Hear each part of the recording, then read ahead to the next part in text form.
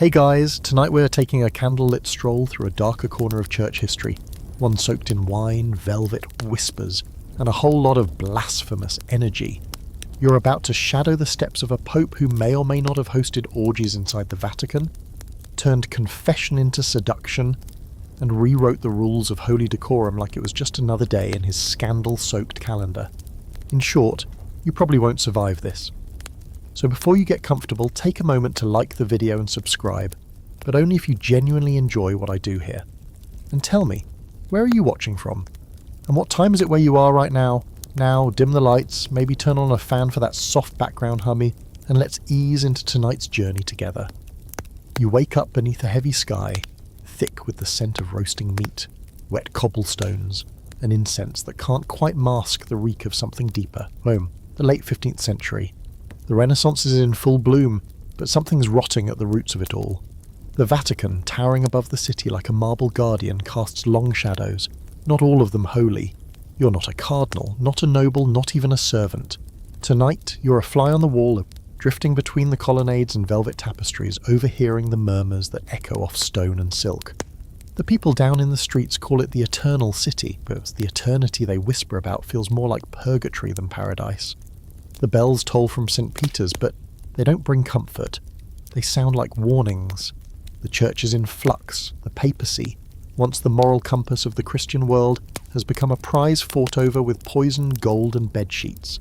A few decades ago, maybe you'd find popes praying in solitude, writing letters to kings worrying about famine and sin. Now you find them dining with mistresses, plotting with mercenaries and throwing banquets where the bread of heaven is replaced with something a lot more carnal.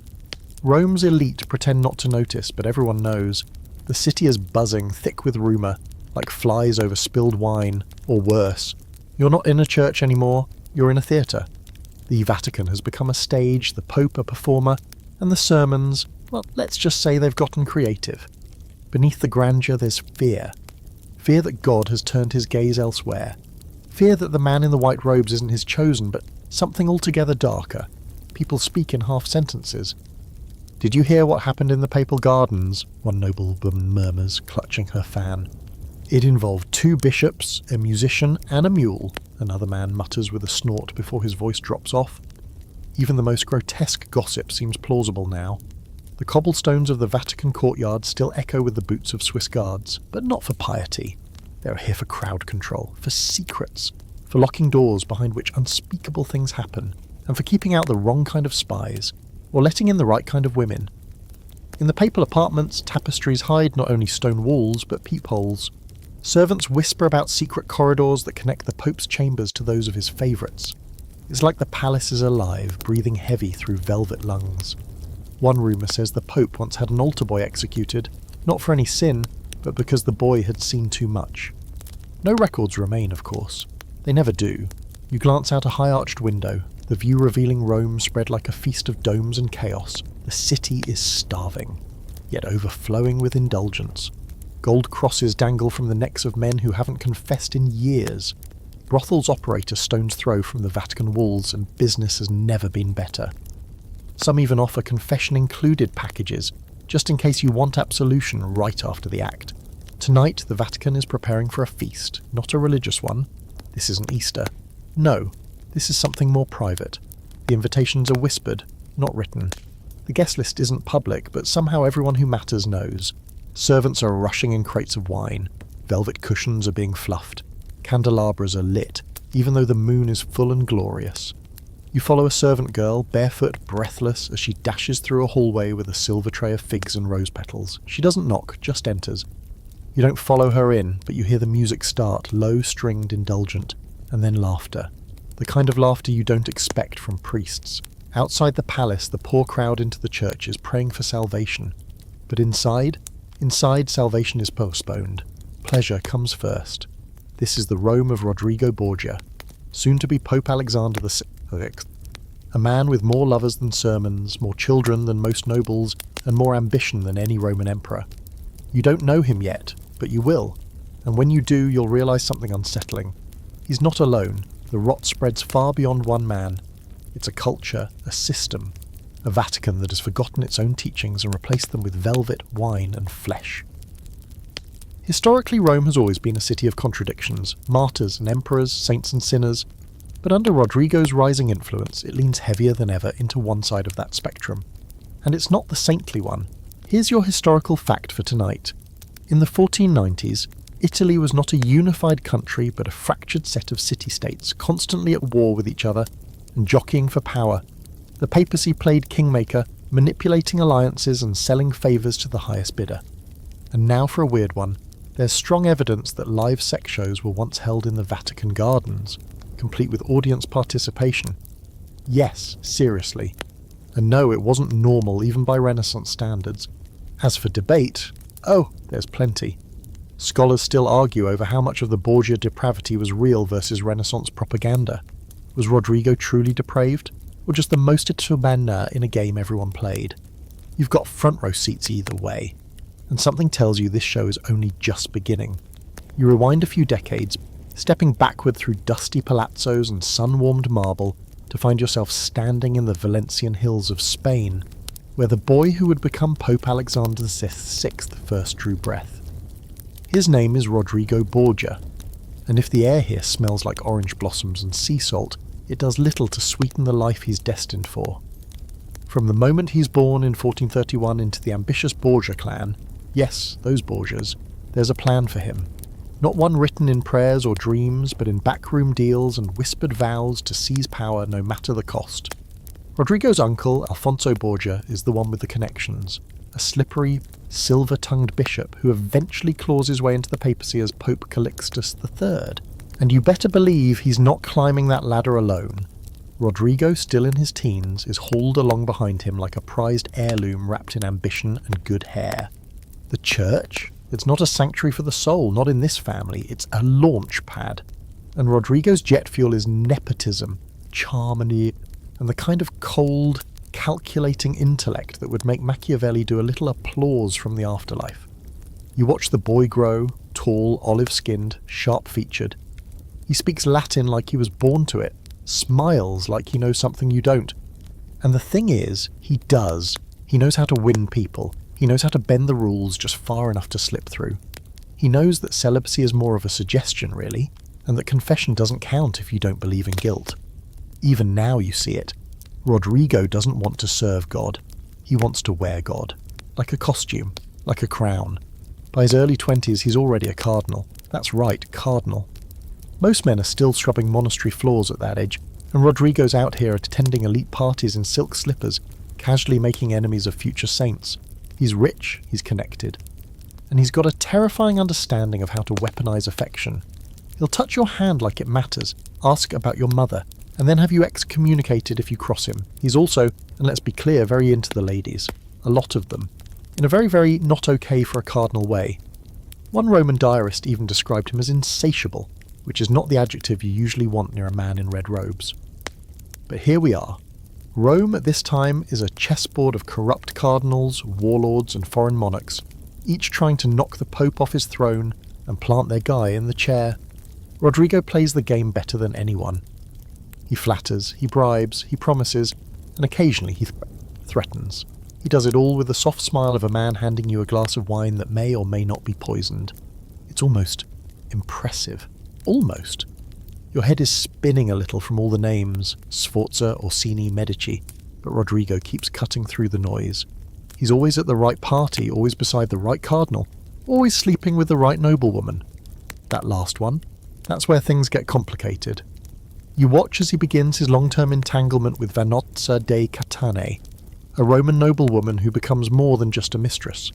She becomes the mother of his children, 4 of them to be exact, most notably Cesare and Lucrezia Borgia. Yes, those 2. But we'll get to them soon enough. For now, just know this. Rodrigo doesn't bother hiding them. He doesn't pretend to be a celibate man of God. He baptizes his children in public, hosts parties in their honour, appoints them to political positions before they can grow facial hair. If he's ashamed, he hides it better than anyone in history ever has. So here's your historical fact. Rodrigo Borgia was appointed cardinal in 1456, at age 25, thanks entirely to his uncle, the then Pope Calixtus III. He quickly gained control over vast church properties and income, making him one of the richest men in Italy before he even considered the papacy. And your quirky fact? He wasn't just into political power, he was also an enthusiastic patron of erotic poetry. There's even an alleged collection of love sonnets written by Rodrigo under a pen name, full of innuendo, obsession, and the occasional reference to holy relics in deeply unholy ways. But here's the scholarly debate that still haunts Vatican historians. Did Rodrigo Borgia's early corruption reflect the norm for clerical life in 15th century Rome, or was he uniquely depraved? Some argue he was simply a product of a broken system, a man doing what everyone else did, only more openly. Others insist that even in a sea of sin, Rodrigo managed to stand out. Either way, his star only rises. You see him now, sipping from a gilded chalice during Mass, flanked by whispering allies. He's not Pope yet, but you can feel it pulling toward him, like fate itself is bending uneasily in his direction. It's here, in these years of calculated sin and polished sermons, that Rodrigo perfects his method. Seduce, secure, survive. And as the church begins to rot from within, he just keeps smiling, pretending to be shocked, even as he tightens the bolts on the very engine of corruption. He's not holy, he's not even pretending to be holy anymore. But no one seems willing or able to stop him.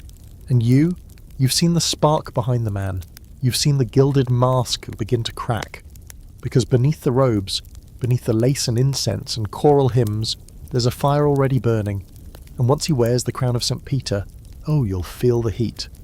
By now you've figured out that Rodrigo Borgia isn't simply climbing the ladder of church power. He's redecorating every rung as he goes. You watch as he surrounds himself with family, but not the kind of family you'd expect in the halls of the Holy See. These aren't monks or bishops selected for their piety. These are blood relatives, bastards and opportunists, each one chosen with the precision of a chess master placing his rooks. The Borgias aren't just a family, they're a strategy. Let's start with the core four: Rodrigo, Venosa, Cesare and Lucrezia. They operate like a political syndicate with matching rings and more secrets than absolutions. Rodrigo keeps Venosa nearby, but discreetly in a villa with high walls and hand-picked servants who don't ask questions. She's not just a mistress. She's the mother of his political dynasty. When her name is whispered in noble courts, it's with a strange mixture of scandal and respect. She knows exactly what she's enabling, and she leans into it. Their son Cesare, even as a boy, has a face sculpted for frescoes and eyes that could probably cut stone. He's smart, brooding, and terrifyingly efficient. Rodrigo pushes him into the church because, of course, nothing says spiritual leadership like nepotism on full display. By the time Cesare is 15, he's already an archbishop. You think that's absurd? It is, but the absurdity's only getting started. Lucrezia, the youngest and most controversial of the brood, is a blonde-haired child at this point. Sweet, observant, and wrapped in silk. Everyone smiles at her and says things like, "What a lovely little girl," or without realizing she's going to grow into one of the most debated women in European history, icon of innocence or a puppet in an incestuous theatre of power, depending on who you ask. You see Rodrigo watching her sometimes, not like a father, not exactly, like a man assessing a future pawn. It's chilling, and yet, in Rome, no one bats an eye. Now, let's talk about the extended family. Rodrigo doesn't just elevate his children. He creates a Borgia network, nephews become cardinals, cousins are handed bishoprics like party favours. You're in the Vatican courtyard watching this unfold as names are read aloud. Juan Borgia, Cardinal Deacon, Pedro Luis Borgia, Governor of Spoleto, and each one prompts a louder, angrier murmur among the crowd of other noble families. The Orsini and Colonna clans are particularly furious. Long-time Roman powerhouses, they're watching their influence slip away under the weight of Borgia ambition. Rodrigo doesn't care. In fact, he enjoys their discomfort. He says all the right things about family, loyalty, divine inspiration, but his eyes gleam like a man who just pulled off a high-stakes con and is already planning the next one. You overhear a cardinal in the gardens one evening whispering to another behind a pillar, "If this goes on, we won't have a church anymore. Just a Borgia kingdom dressed in priestly robes." The other cardinal just chuckles, then sips his wine. "Then we better learn how to kneel properly." That's the thing, everyone sees it, everyone knows. But power is sticky. It seeps into robes, into rings, into the very architecture of the Vatican. No one wants to challenge Rodrigo too openly. because those who do tend to end up mysteriously ill, suddenly broke, or thrown out of Rome entirely. Here's a historical fact for you. Rodrigo Borgia, even before becoming Pope, accumulated one of the largest ecclesiastical fortunes in Europe. As Vice-Chancellor of the Church, he controlled immense amounts of revenue and property, allowing him to fund lavish ceremonies, bribe important figures, and, of course, promote his relatives at will. Now for your quirky fact. One of Rodrigo's lesser-known nephews, Juan Borgia the Younger, was appointed as the Cardinal of the Sins, a sarcastic nickname given by Rome's satirists due to his outrageous lifestyle and public affairs with both women and men. He once held a mock mass dressed as Bacchus, the god of wine, in a cardinal's hat. No one even pretended to be shocked, but here's the scholarly debate that has never quite settled. Was Rodrigo's nepotism truly excessive compared to other Renaissance popes, or was he simply less subtle about it? After all, the Medici popes were no saints, yet Rodrigo's actions still stand out in the historical record like blood on altar linens. Some scholars suggest the anti-Borgia sentiment that later erupted was fueled by xenophobia. After all, he was a Spaniard in a fiercely Italian church, and that his sins were exaggerated as a result. Others argue no, actually, he was exactly as corrupt as everyone claimed. If not more, you decide for yourself as you watch the Vatican slowly transform.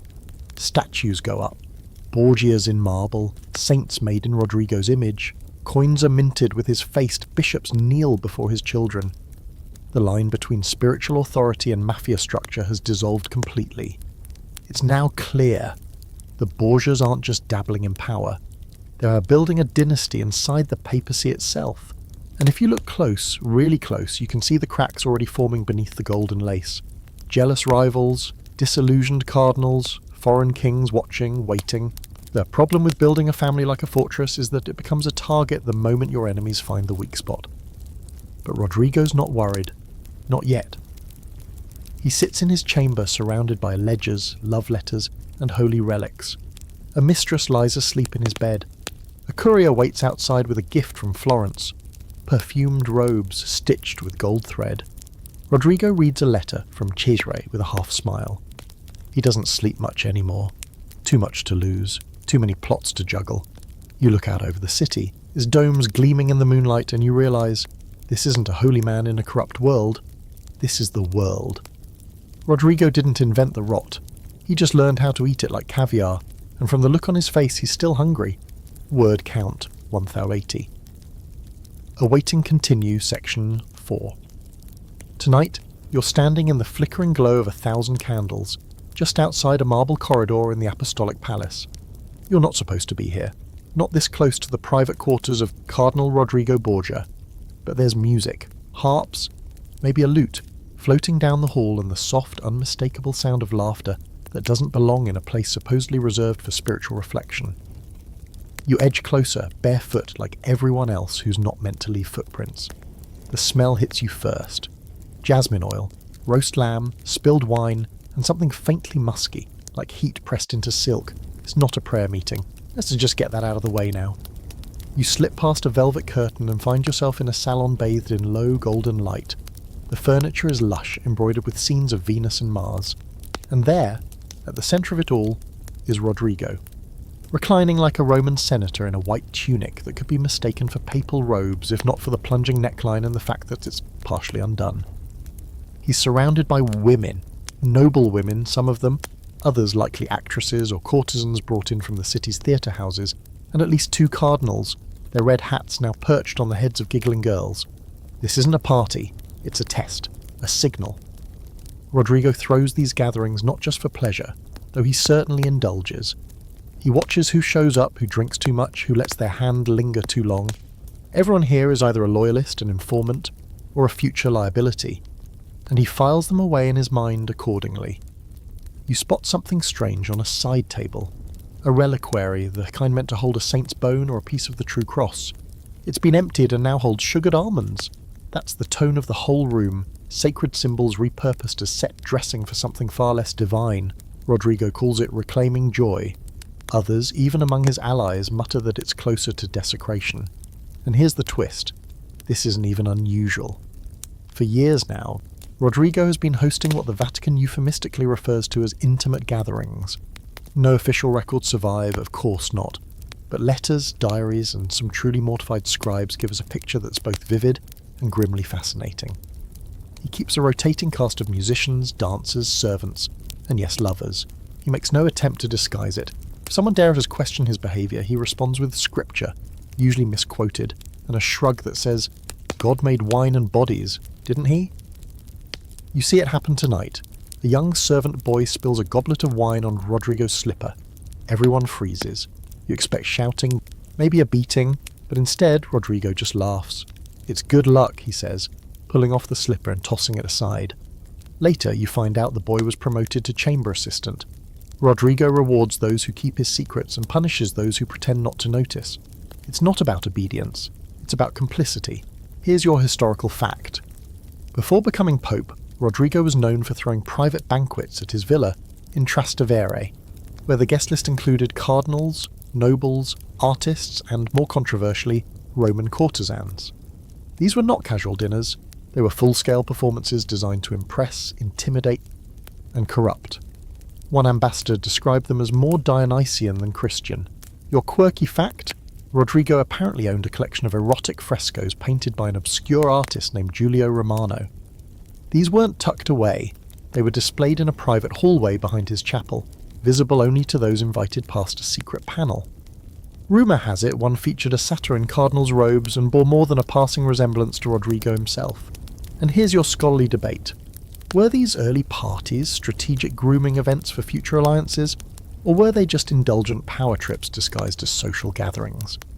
Some historians argue that Rodrigo believed true loyalty could only be forged through shared sin, that by implicating his allies in vice he ensured their silence.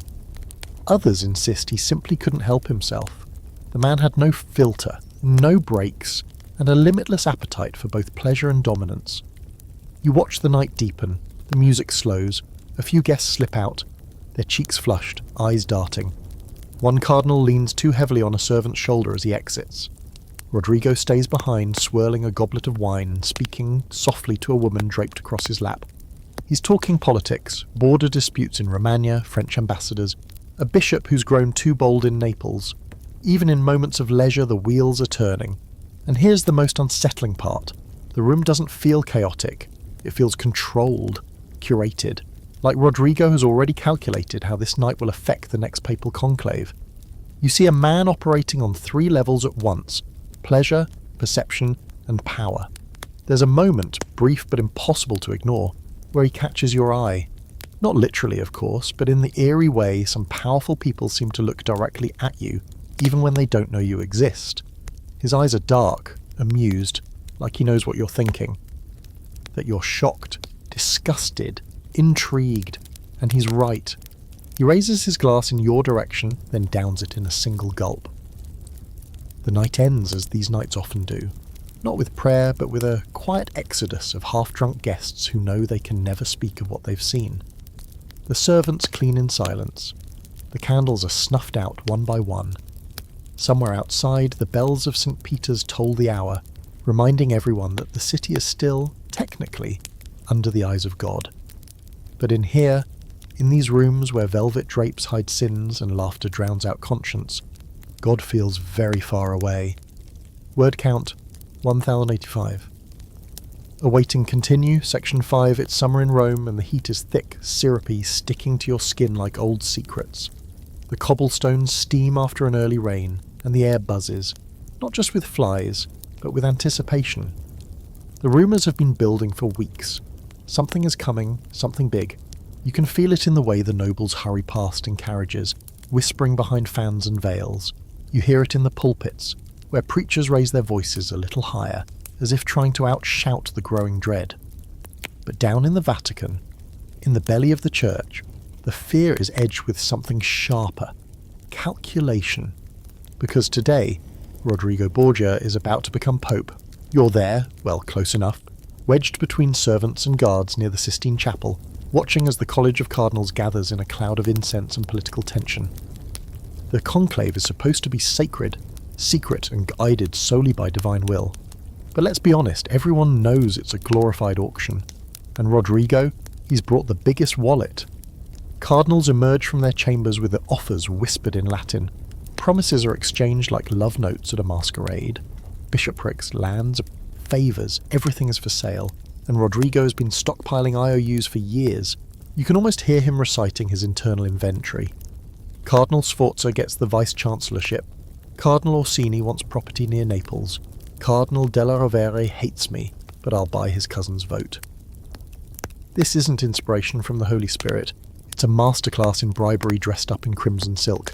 And then, like a thunderclap muffled by gold leaf, it happens. The white smoke rises, the bells ring out across Rome, and the crowd surges forward. Habemus Papam, the cry echoes. We have a pope, and not just any pope. Rodrigo Borgia is now Alexander VI. You hear the name ripple through the crowd like a chill even in this suffocating heat. Some cheer, others mutter. A few make the sign of the cross with trembling hands. And you? You just watch as the doors open and Rodrigo steps out onto the balcony, arms raised like Caesar returning from Gaul. He looks magnificent, draped in white, jewelled gloves catching the sunburn, eyes sharp with triumph. But beneath it, you know what's really there. A man who bought the throne of St. Peter with silver and secrets, who has no intention of humbling himself now that he's got the crown. The city erupts in celebration. Bells clamour, processions march, wine flows through the streets like blood in veins. But within the Vatican, there's a different kind of preparation underway. Rodrigo wastes no time. He moves into the papal apartments with the confidence of a man who's been planning his bedroom furniture placement for years. His mistresses are quietly escorted through side entrances. His children, yes, the ones he wasn't supposed to have, are given new titles. Cesare is made a cardinal immediately. Lucrezia receives a lavish dowry and is promised in marriage to a powerful lord. This is not reform, this is a hostile takeover in robes. Here's your historical fact. Rodrigo Borgia was elected pope in 1492, after a fiercely contested conclave that was widely recognised, even by contemporaries, as being driven more by bribery and political manoeuvring than by divine guidance. His election was opposed by several powerful factions, including Giuliano della Rovere, who would later become Pope Julius II. And now for your quirky fact. To celebrate his coronation, Pope Alexander VI threw an extravagant feast in the Vatican Gardens that included a mock sea battle in a specially flooded courtyard and performers dressed as cherubs flying down on wires to present him with laurel wreaths and scented scrolls. One unfortunate cherub broke a leg mid-descent. The crowd applauded anyway. As for the scholarly debate, was Rodrigo's election truly the most corrupt papal conclave in history, or was it simply the best documented one? Some historians argue that corruption in papal elections was already so normalised that Alexander VI's ascent was inevitable. Others suggest that his methods were especially egregious, marking a moral low point that even Renaissance Rome struggled to rationalise. You wander through the Vatican now, seeing the shift unfold in real time. The hallways are brighter, the guards better dressed, the wine richer. But there's tension beneath the luxury. The old families, the Colonna, the Orsini, the della Rovere, are seething. They know what this means. The Borgia machine is now not just inside the church, it is the church. And Rodrigo, no, Alexander, isn't pretending anymore.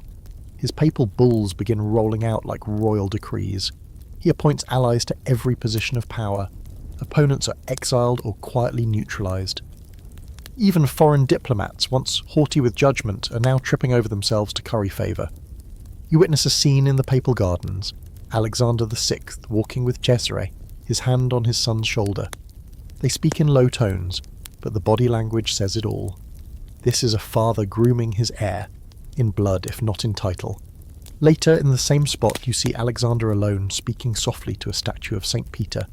You strain to hear the words. "They think I am a sinner," he murmurs. "Good, let them fear me." The cardinals still wear their red hats, still chant their Latin hymns, still hold mass, but everything feels performative now, like a stage play for the benefit of the gullible. Inside, everyone knows the Vatican has become a court and Alexander VI is its king, draped not in humility but in velvet and vice. But there's something electric about it too. Terrifying, yes, but thrilling. Like you're watching Rome play with fire again, daring the heavens to strike. So far the sky remains silent. Word count, 1089. Awaiting continue section 6. You're inside now, deep inside. Past the gold doors, past the frescoed halls, past the muttering bishops who look more like bankers than saints. This is the Vatican under Pope Alexander VI, and it no longer feels like the seat of Christianity. It feels like a palace carved out of myth, equal parts Olympus and Bibia. The marble floors gleam so brightly they reflect the chandeliers above, and the scent of lilies mingles with spiced perfume and candle wax. You expected incense and quiet prayers. Instead, it smells like theatre. You pass through corridors lined with servants carrying bolts of silk, gilded candelabras, and trays of exotic fruits. One man passes with a live peacock under his arm. You don't even blink anymore. In Alexander's Vatican, extravagance isn't excess, it's protocol. If God lives here, he does so with taste. The transformation of the papal residence began almost immediately after Rodrigo claimed the tiara. Gone were the modest furnishings and threadbare tapestries of the previous pontiff. Alexander commissioned a complete redecoration. Florentine artists, Spanish craftsmen, Milanese architects, all brought in to reshape the Vatican into a place worthy of his personal gospel. Power, spectacle and pleasure. The papal apartments, unrecognisable. What used to be sparse, monkish quarters are now a kaleidoscope of velvet drapery, stained glass windows, erotic frescoes, tastefully hidden behind panels, and furniture so ornate it looks more like sculpture than something you dare sit on. Every corner whispers indulgence. Even the holy water fonts have been upgraded to hand-carved alabaster basins shaped like seashells, complete with gold-trimmed cherubs that wink if you look at them just right. But it's not just decoration, it's atmosphere. You begin to feel it pressing on you like humidity. This is a Vatican designed to dazzle and disarm. Even visiting royalty feels small here. Alexander knew how to control perception. If you can make a king gape like a tourist, you've already won half the battle. You catch glimpses of the man himself, often in motion, like a comet. He doesn't shuffle like a frail old priest. He strides, his robes trailing behind him like a royal banner. He holds audiences while reclining, gestures with rings too heavy for most fingers, and listens to confession with the relaxed demeanour of someone collecting gossip. He no longer hides his appetites. They are part of the brand. And oh, the guests that pass through these halls. Nobles from Naples, courtesans from Venice, scholars from Spain, and mercenaries from everywhere in between. Alexander throws feasts that make pagan emperors seem frugal. One night, Borgia, you're standing in the back of a gathering in the papal garden. The hedges are lit by floating lanterns. Dancers, some nude, some painted gold, move like shadows around long tables laden with figs, oysters, and confections shaped like angels doing very unangelic things. It's hard to believe this is the same place where Peter was crucified upside down, but Alexander doesn't see contradiction. He sees opportunity. The church, in his eyes, isn't a sanctuary, it's a stage, and he is both director and star. Here's your historical fact. Pope Alexander VI was known for his architectural and artistic patronage, particularly within the Vatican. He restored and lavishly decorated the papal apartments, now known as the Borgia apartments, with Renaissance artwork that remains among the most vivid examples of secular themes within a sacred space. They were so scandalous that later, popes sealed them off for centuries. Your quirky fact? One of the decorations included a ceiling mural in which the goddess Venus is depicted lounging on a seashell, surrounded by putti, naked baby angels, with Alexander's own crest subtly worked into the waves. He reportedly described it as a celebration of divine beauty, though most observers took it as a not-so-subtle nod to his own sensual tastes. And the scholarly debate?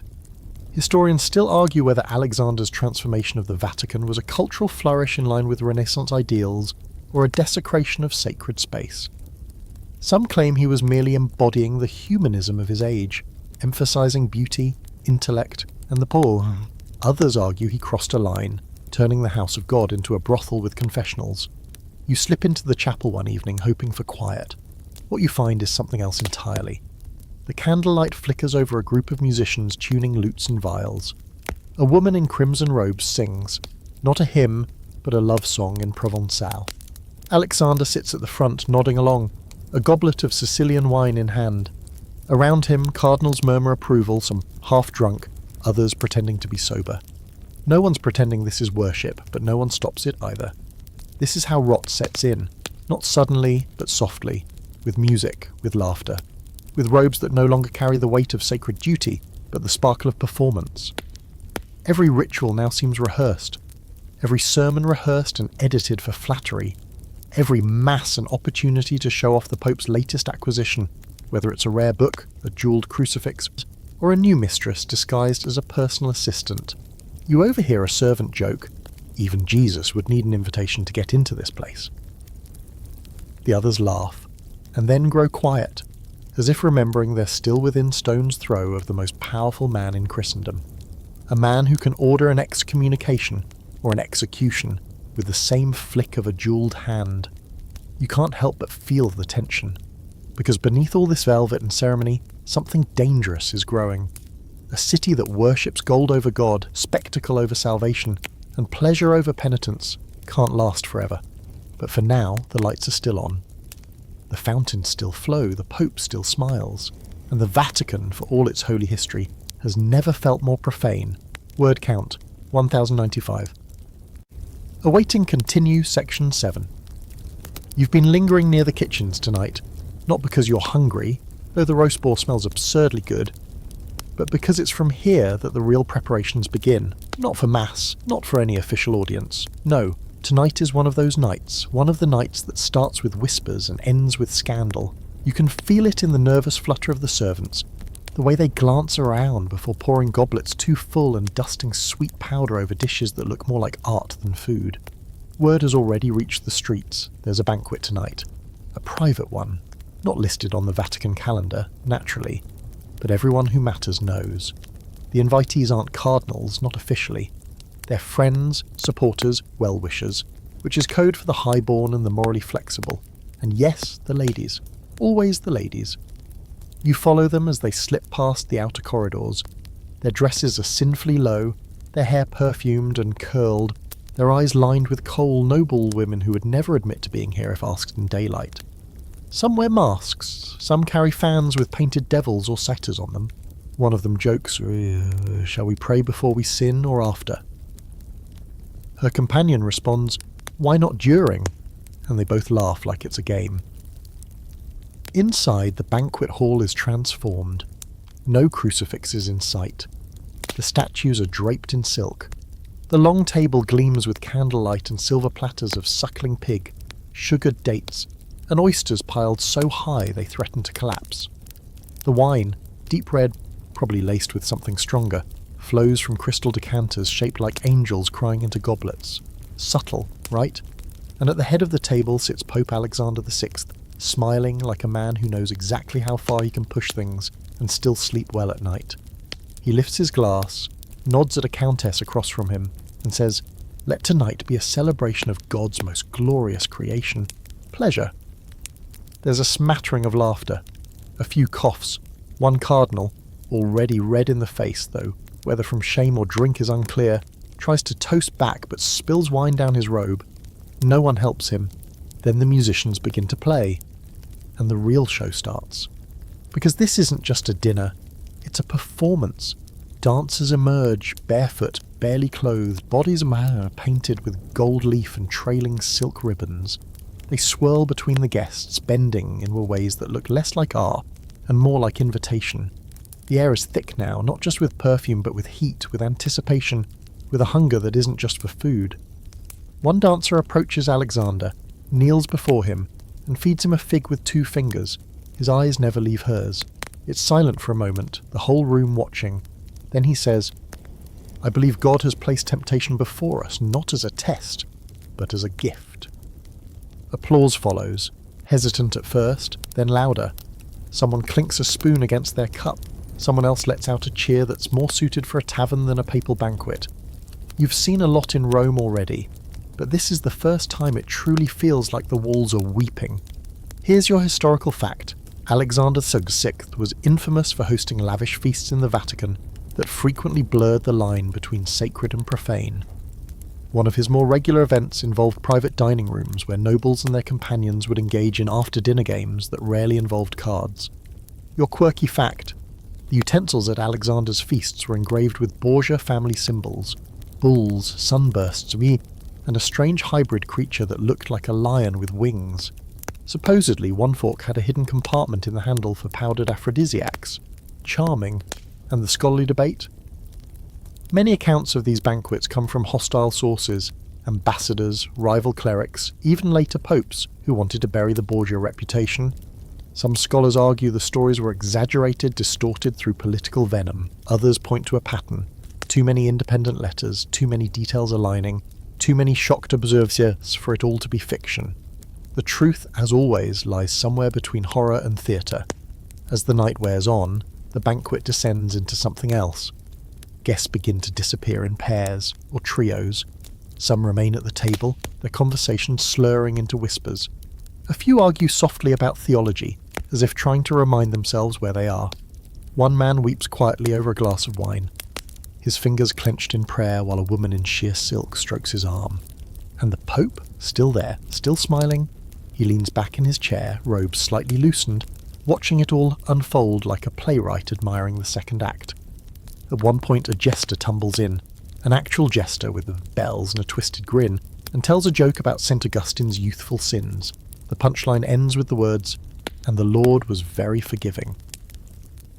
Alexander laughs until he wheezes.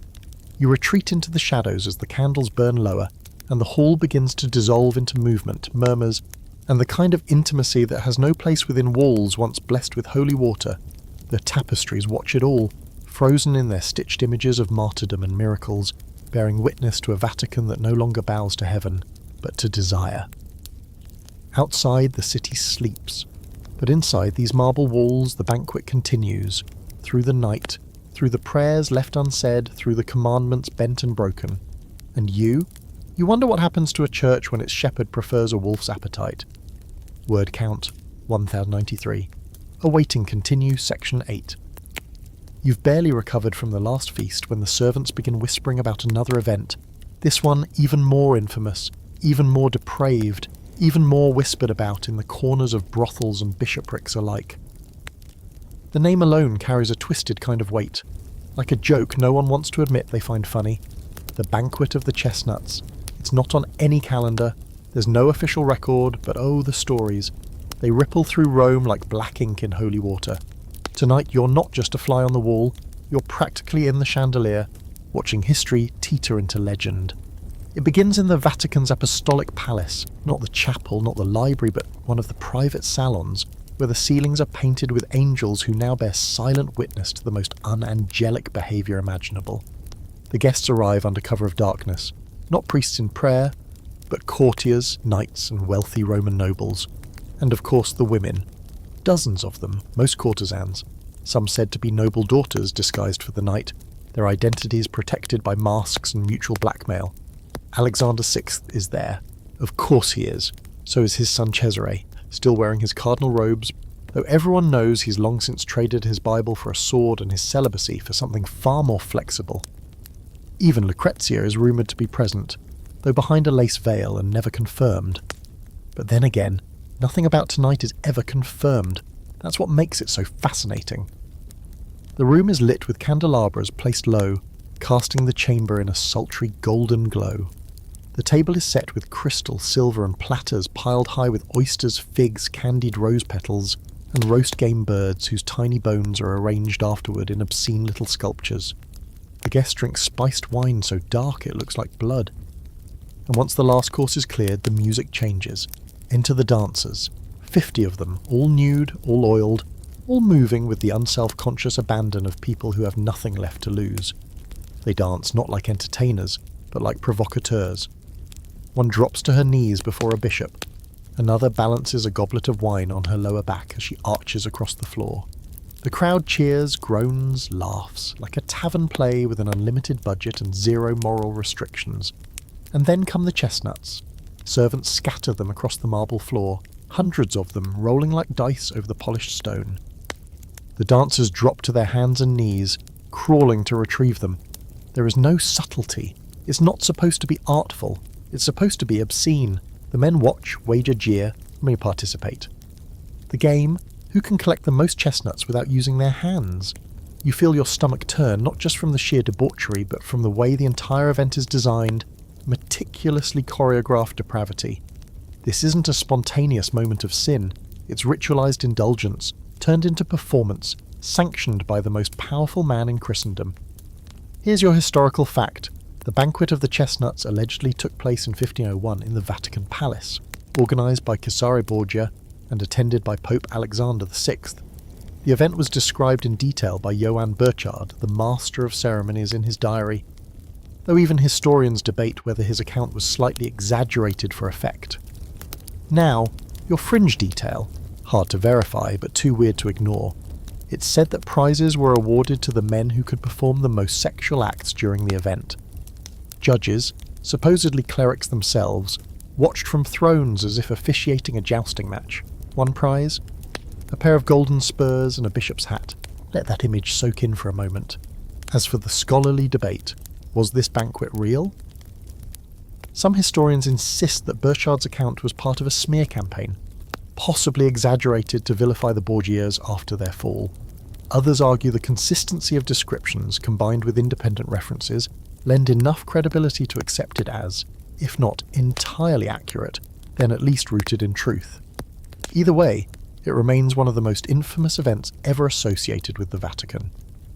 You step away from the room as the games continue and the laughter grows louder, less human. The walls seem to vibrate with it. A cardinal slips on a chestnut and falls, laughter turning briefly into pain before dissolving again into hysterics. One woman collapses into a giggling heap, a crown of chestnuts on her head. She's dubbed the Queen of the Night, and is escorted to the papal table, where Alexander kisses her hand like she's royalty. Outside, the city is quiet. Nuns sleep in cold convents, pilgrims kneel before the bones of saints. Somewhere a beggar whispers a prayer for mercy, and in here, mercy has no seat at the table. By the time the candles are flickering low and the first rays of dawn threaten to expose what's left of the night, the room looks like the aftermath of a siege. Clothes discarded, tables overturned, perfume thick in the air like smoke after a fire, and Pope Alexander VI, calm, composed, as if he's just hosted a particularly enthusiastic dinner party. He kisses Cesare on the cheek, says something in Spanish you don't catch, smiles. It's not regret, it's satisfaction. And you wonder how a man so steeped in sacrilege can still walk the halls of St. Peter's without bursting into flames. But that's the real miracle here. Not that he hasn't been punished, but that so many are still willing to follow. Word count, 1097. Awaiting continue, section 9. Morning in Rome should feel like absolution. The sun slips across red-tiled roofs, the fountains gurgle their endless songs, and the air smells faintly of citrus and stone. But today, the light feels intrusive, like it's trying to expose something that refuses to stay hidden. You're walking through Trastevere, past shuttered markets and sleepy bakeries, when you hear her name whispered again, Lucrezia. She's everywhere and nowhere, painted on walls, etched into poems, woven into scandal. To some, she's the virgin angel of the Vatican, to others, the seductress of sin, and to a few, the terrifying possibility that she's both. You find yourself in the church of San Pietro in Montorio, where the flickering candlelight offers a temporary pause from the heat outside. A group of women are kneeling in prayer, and one of them, a girl no older than 16, is weeping softly. She killed him, the girl murmurs. Her mother hushes her quickly, but you've heard it. Everyone has. The story changes depending on who tells it. Sometimes Lucrezia poisoned a husband, sometimes a rival. Sometimes she didn't lift a finger, but smiled while someone else did. The truth? It's harder to pin down than incense smoke. Lucrezia Borgia was born into sin, or so they say. Born illegitimate, but raised as nobility. Her mother, Vanozza, saw to it that Lucrezia was educated, fluent in Latin, gifted in music, and with a charm so effortless it made older women jealous, and older men reckless. You see her now, years before the scandals, pacing the garden of a convent where she spent her early youth. Even the nuns were said to be wary of her, too clever, too poised, too pretty. The kind of girl who seemed more like a prophecy than a person. Her first engagement was arranged when she was 11. That should tell you everything you need to know. It fell through, of course. Political tides shifted, and Rodrigo had better use for her hand. That's what she was, a hand to be offered, withdrawn, and offered again. Marriage wasn't about love, it was about strategy, and in the Borgia playbook, Lucrezia was a powerful card. She was married 3 times, each union a ladder rung for the Borgia ambition. First came Giovanni Sforza, a nobleman from Milan, a political alliance more than anything. But when he outlived his usefulness, Rodrigo had the marriage annulled. Publicly, they declared it unconsummated. Privately, Giovanni claimed the Borgias were monsters and hinted that Lucrezia had been defiled by her own family. The rumours exploded. Incest, poison, sorcery. They swirled around her like crows circling a battlefield. She was accused of sleeping with her brother Cesare, of carrying her father's child, of housing a secret lover whose body was found floating in the Tiber. Did she do any of it? Sure. Who knows? She never seemed fazed. She smiled through it all, golden-haired and unbothered. A woman who understood the power of perception even before most men realized they'd lost control of the narrative. Here's your historical fact. Lucrezia's marriage to Giovanni Sforza was annulled in 1497 on the grounds of non-consummation. To support this, Giovanni was pressured to sign a document claiming he was impotent, a humiliating and by all accounts false accusation. It was one of the earliest and most public examples of the Borgia family's readiness to weaponize shame. Your quirky detail? After her second husband, Alfonso of Aragon, was murdered, likely at Cesare's order, Lucrezia kept a small gold locket containing a miniature portrait of him and a snippet of his hair. She wore it for years. Some said it was love, others said it was guilt, and a few whispered that it was neither, that it was just another performance. And the scholarly debate? It's one of the most hotly contested in Renaissance history. Was Lucrezia a victim, a pawn caught in the ambitions of powerful men? Or was she an active participant in the family's darker dealings, a manipulator, an accomplice, even a poisoner? Feminist historians have tried to rehabilitate her image as a survivor, navigating a brutal patriarchal world. Others remain convinced she was every bit as ruthless as the rumours claim. You walk past her old apartments now, through a side corridor of the Vatican closed to the public. The frescoes are faded, the marble chipped, but her presence lingers like perfume. Her writing desk is still here, scratched with age and heavy with silence. A single rose lies in a vase beside it, placed recently. Someone still remembers. Later, you pass through the garden where she once hosted private poetry readings. One of her lovers, a poet named Bembo, wrote verses to her hair, her smile, her voice. A soul of light in a house of darkness, he called her. He was later reassigned to Venice under suspiciously sudden orders. But here's the thing. You've seen enough by now to know that innocence and guilt aren't opposites. They're dance partners. And Lucrezia, she dances beautifully. She eventually left Rome, of course. Her third marriage, to Alfonso di Este of Ferrara, took her north, away from the chaos. There she ruled with surprising grace, built hospitals, founded convents, and became a respected duchess. Some say she found peace, others say she simply learned to hide better. You stand at the edge of her story now, not quite sure what to believe. She's not the monster painted in Vatican gossip, nor the helpless girl clutched in the arms of tragedy. She's something else entirely, unreadable, unforgettable, and you realise with a chill that in a Vatican ruled by orgies, poisons and corruption, it was Lucrezia, not Alexander, not Cesare, who may have mastered the game best of all. Word count, 1099. Awaiting continue, section 10. If Lucrezia is the Vatican's velvet-gloved secret, then Cesare is its unsheathed dagger. You feel it the moment he enters a room, this tension, this subtle instinct in the back of your mind that something dangerous is nearby. It's not just the way he walks, although that's part of it. Measured, smooth, deliberate. Like a man who never rushes because everyone else is smart enough to get out of his way. It's in his eyes. That Borgia gaze, calculating, flat, impossible to read. You could be a friend, a lover, or a threat. Cesare doesn't care. He's already decided what you are and what he plans to do with you. He was born for the cloth originally, made a cardinal by his father at the age of 18, which tells you plenty about how little actual theology mattered in the Vatican's hiring process. But Cesare in a cassock, it never fit. You picture him standing at the altar, reciting Mass with one hand while the other rests on the hilt of a dagger. He wore the robes like armour, a costume to bide time while his real ambition simmered. And when his brother Giovanni was murdered, stabbed multiple times and tossed into the Tiber in 1497, Cesare didn't even flinch. Most assume he arranged it. That's the kind of family dynamic we're working with. Rodrigo may have wept in public, but Cesare took the opportunity to shed the pretense. He renounced his cardinalship and rebranded himself overnight as a military commander. No more scripture. Now it was swords, blood, and black banners fluttering in the wind. You see him now, pacing the war room in the Borgia apartments, armoured in black and crimson, maps spread before him like a dinner setting. He speaks 5 languages, knows the terrain of every Italian duchy, and can command both men and attention with a single clipped sentence. Rodrigo, for all his sins, loved the game of power. But Cesare? Cesare plays it like a predator. He doesn't negotiate. He hunts. Here's your historical fact. Cesare Borgia was one of the first men in European history to resign from the cardinalate, a scandal in itself.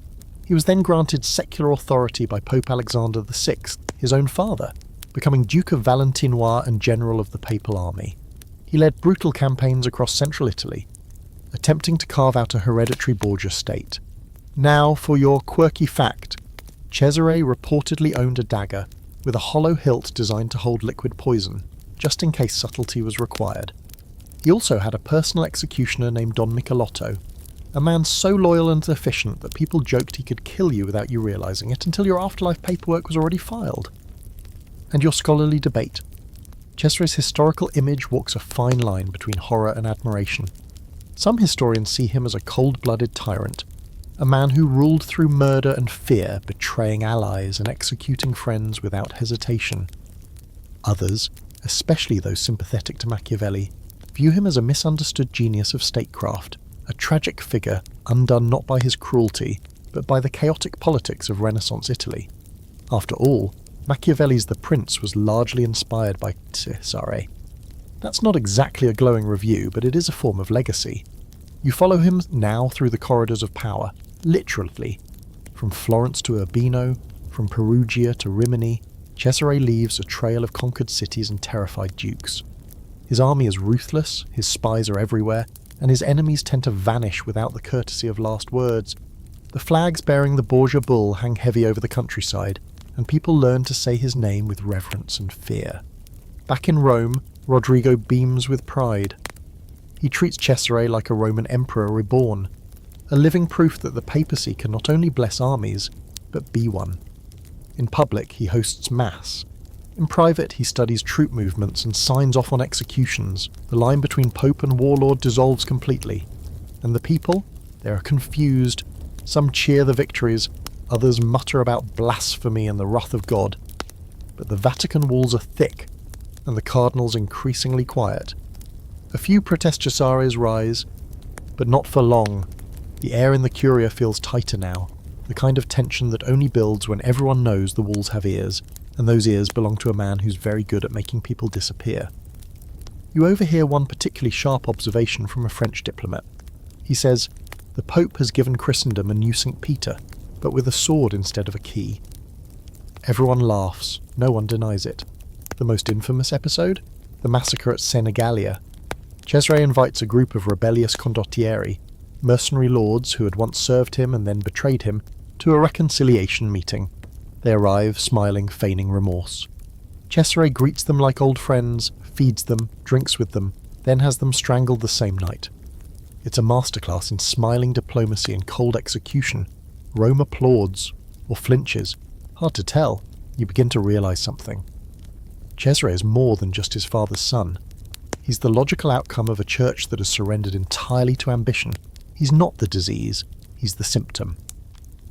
Rodrigo wanted to stretch the church's power to its political limits.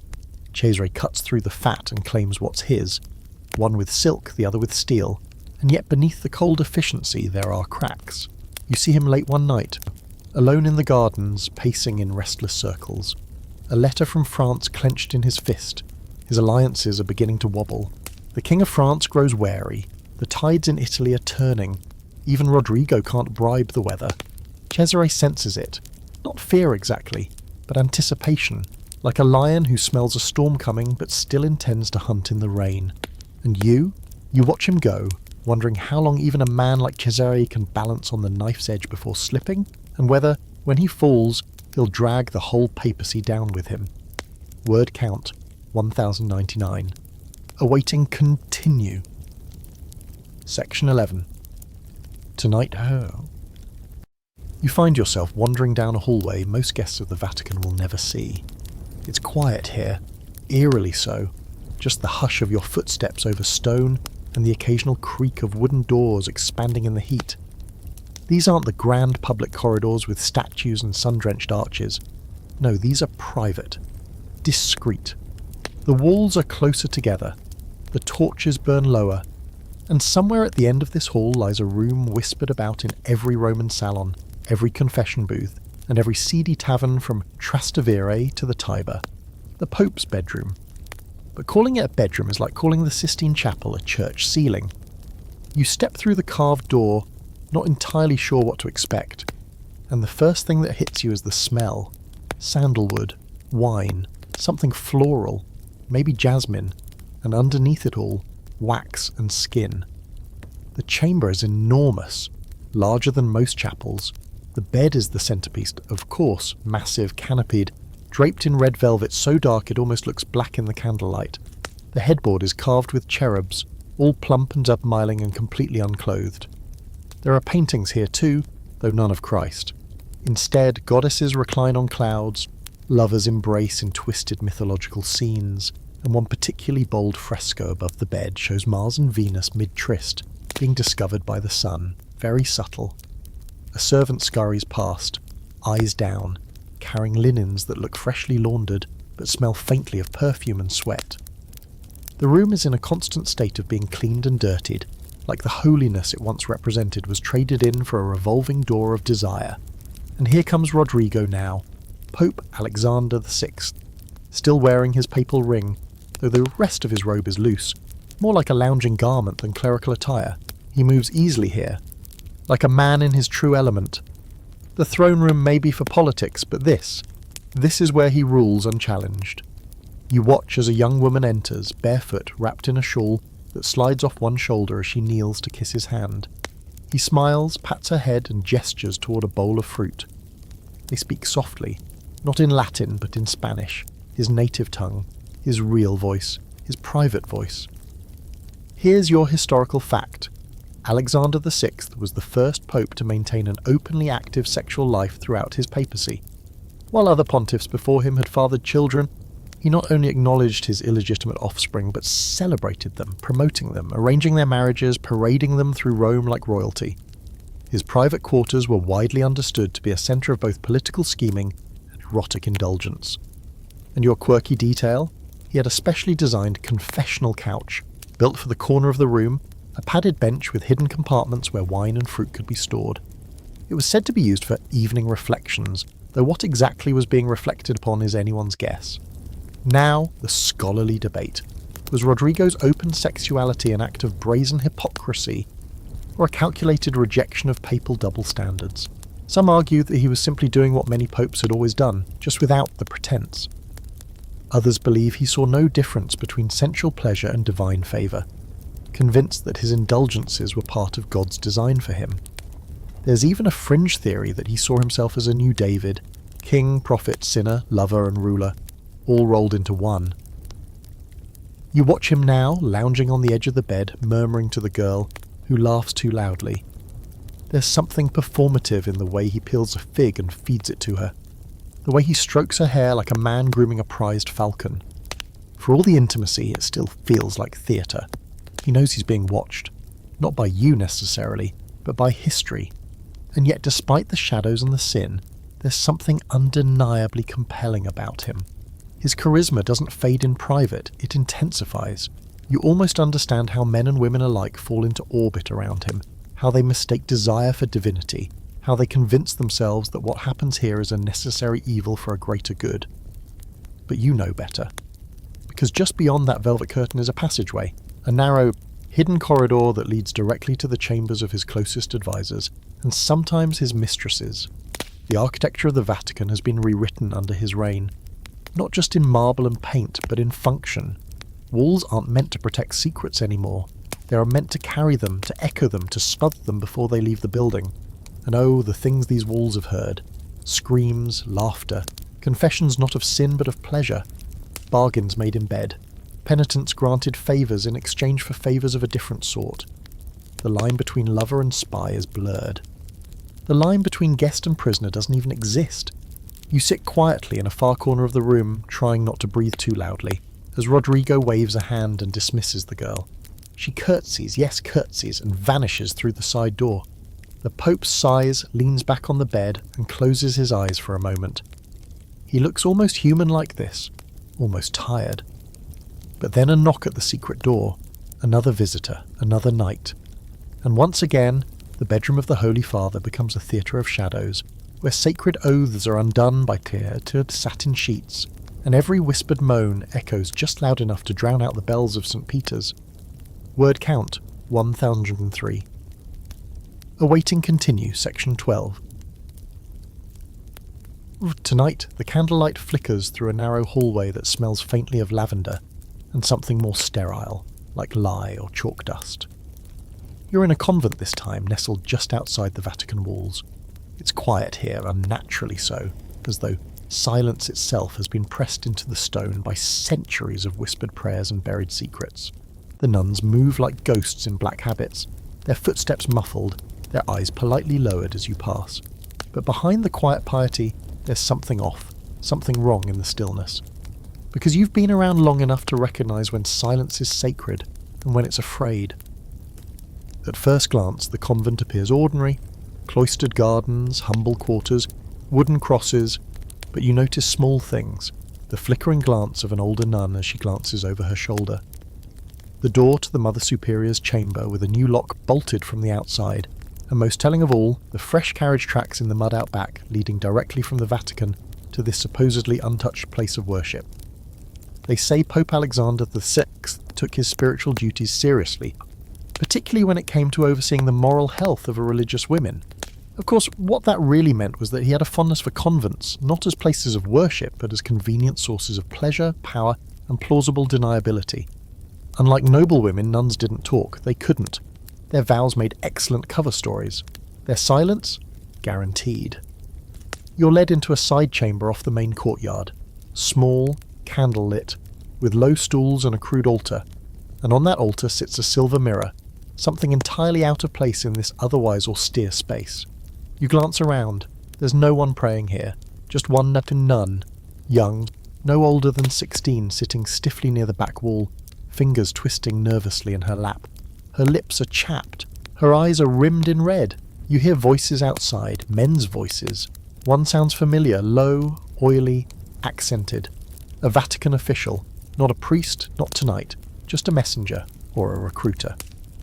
Here's your historical fact. Pope Alexander VI was known to visit and fund several Roman convents, not all for pious reasons. Reports from contemporary observers, including papal critics and foreign envoys, claimed that young women were often taken from these religious houses under the guise of special service, a euphemism that everyone in Rome understood. Some of these women returned, others didn't. And your quirky detail? There was an entire convent near Trinità dei Monti that was locally referred to as the Vatican's second courtyard.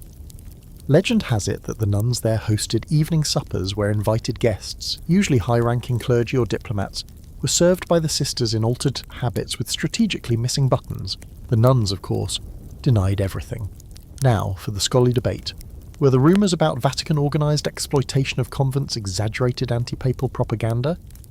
Some argue that tales of nuns seduced or coerced were invented by Protestant writers eager to paint the Catholic Church as morally bankrupt. Others insist that too many first-hand accounts and too many abrupt disappearances of young women from convent records point toward a real system of quiet abuse, hidden behind vows and locked doors. You slip into another hallway, deeper into the building, where an older nun nods at you solemnly and opens a panel hidden behind a tapestry. A staircase spirals downward, damp and narrow, leading to a private cellar lit by just a few sputtering oil lamps. You can't tell if it's a wine vault or a confession chamber or both. There's a simple bed in one corner, a basin, a chair bolted to the floor. This isn't a holy place, it's a holding cell. And then you see it. etched faintly into the stone wall by the bed. Sancte Mariae Libera Me, Holy Mary deliver me. You step back. The story writes itself, a girl too pretty, a letter from a bishop, a visit from a cardinal's aide, a promise of favour for the convent if she serves the Holy Father well, and then this. A bed, a stone wall, and Themis. Back upstairs, the air feels heavier. The same young nun you saw earlier is gone now. Her stool is empty. In its place is a folded piece of parchment, still damp from the sweat of whoever held it last. You unfold it carefully, expecting a prayer, but it's just a name, one word. Lucrezia. Not the famous one, not the Pope's daughter. Just a shared name, but maybe that's the point. In this world, women are interchangeable. Tools for alliances, for desire, for disposal. One Lucrezia leaves the Vatican in a golden carriage. Another ends up locked beneath a convent with no exit but rumour. You walk out into the convent's garden. The moonlight glows cold against the marble fountain at its centre. A single nun walks past, humming softly, hands tucked into her sleeves. You don't know her name. You won't. That's how this system works. Names are erased, rewritten, discarded. There's something deeply unnerving about how normalised it all is. No alarms, no guards posted outside the cellar. No resistance. Just the quiet machine of a church that has learned to digest its sins in private so long as the public sees a spotless robe on Sunday. And somewhere, in his palatial rooms, Pope Alexander VI signs a letter of support for the same convent you just left. He does not mention the girl, he does not need to. You think of that scratched prayer in the wall again. Sanctae Mariae Libera Me. You wonder if she's still waiting for an answer, or if she already got one, and it wasn't the one she prayed for. Because here, in the Vatican's quieter corners, not every confession leads to redemption. Some just echo into the stone. Word count, 1/100. Awaiting continue, section 13. You're back inside the Vatican proper now, though calling anything proper around here is starting to feel like a sick joke. This time you're in the long corridor that leads to the papal audience chambers. By day, this hallway is a parade of crimson robes and perfumed diplomacy. But tonight, the torches burn low, the tapestries ripple in a breeze you can't quite place, and every step echoes with a strange hush, like even the stones are trying not to be heard. It's not empty, not entirely, because behind each wall lies the real story, the one nobody writes down. Tonight, you're here for the tapestries, and not the kind tourists gawk at. Saints with bleeding palms, halos like dinner plates, oversized Latin text screaming redemption. The ones you're looking at are hidden behind velvet curtains and unlocked only for special guests. They hang in a private gallery known only to a few trusted advisors and a rotating list of wealthy, well-fed donors who've traded morality for proximity. At first glance, they're beautiful, Renaissance masterpieces full of movement and drama. But then you look closer, and you see it. One tapestry shows the judgment of Paris, but Paris bears a striking resemblance to Cesare Borgia. Another depicts Salome presenting John the Baptist's head, except her face is unmistakably Lucrezia's, her expression somewhere between bored and delighted. In one especially daring panel, a Roman god lifts the veil of a reclining Venus, her figure nude, except for a papal tiara resting suggestively near her feet. The artistry is stunning. The implication, unholy. These aren't simply works of art, they're statements, flexes, messages sewn into silken wool. You can almost hear the artist's snide grin as he wove forbidden allegory into the very heart of Christian power. Some say Pope Alexander VI commissioned them himself, others that they were gifts from nobles too rich to be afraid. Either way, these tapestries tell a version of Vatican life more honest than any sermon. Here's your historical fact. The Borgia apartments, a series of 6 rooms decorated under Pope Alexander VI, contain a blend of religious and secular themes that shocked even their contemporaries. Painted by the Spanish artist Pinturicchio, the rooms include astrological signs, mythological figures, and images that would have been considered blasphemous under any other pope, but were not only permitted, but celebrated under Alexander. And your quirky detail, one room, the Hall of the Sibyls, includes a fresco of the pagan prophetesses foretelling the coming of Christ. But if you look closely, each Sibyl is wearing contemporary Roman court fashion. One even holds a mirror, angled so that her reflection faces directly at the papal throne. A not-so-subtle nod to the Pope's favourite pastime, admiring himself. Now for the scholarly debate. Were the lavish decorations of the Borgia era an expression of Renaissance humanism, an attempt to reconcile classical beauty with Christian faith, or were they simply a mask for corruption, a pretty wrapping around an unholy core? Historians can't agree. Some insist Alexander was embracing the new spirit of the age, blending philosophy, art and theology. Others believe it was just one more way to dress up debauchery and call it divine insight. You walk further into the gallery, the air growing cooler with each step. At the end of the hall is a curtain unlike the others, heavier, darker, embroidered with golden flames. Behind it hangs a single tapestry, and this one's different. It shows a banquet, long tables, candles, wine spilling over goblets. Familiar figures sit around it, their faces eerily recognisable. There's Cesare at the head, eyes narrowed, hand clenched around a sword. Lucrezia, draped in red, laughing at something whispered in her ear. A cardinal with no name holds a cup in trembling fingers, and in the centre, elevated above them all, is the Pope. Not haloed, not holy, just Sibling. His expression isn't pious. It's smug, carnal, victorious.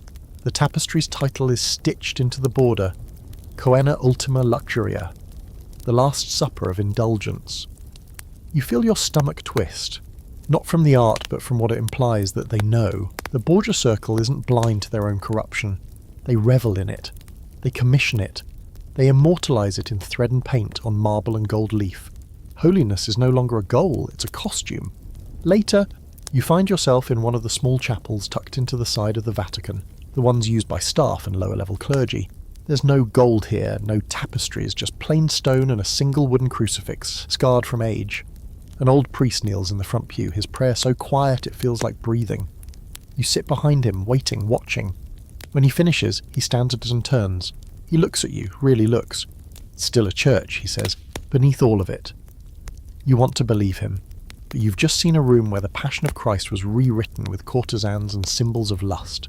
You've just seen your Holy Father stitched into history, not as a shepherd, but as the high priest of a cult of pleasure. And no matter how many prayers are whispered into this stone, some sins can't be washed out with candlelight. Some are woven straight into the walls. Word count, 1001. Awaiting continue, section 14. It's getting harder to tell where myth ends and murder begins.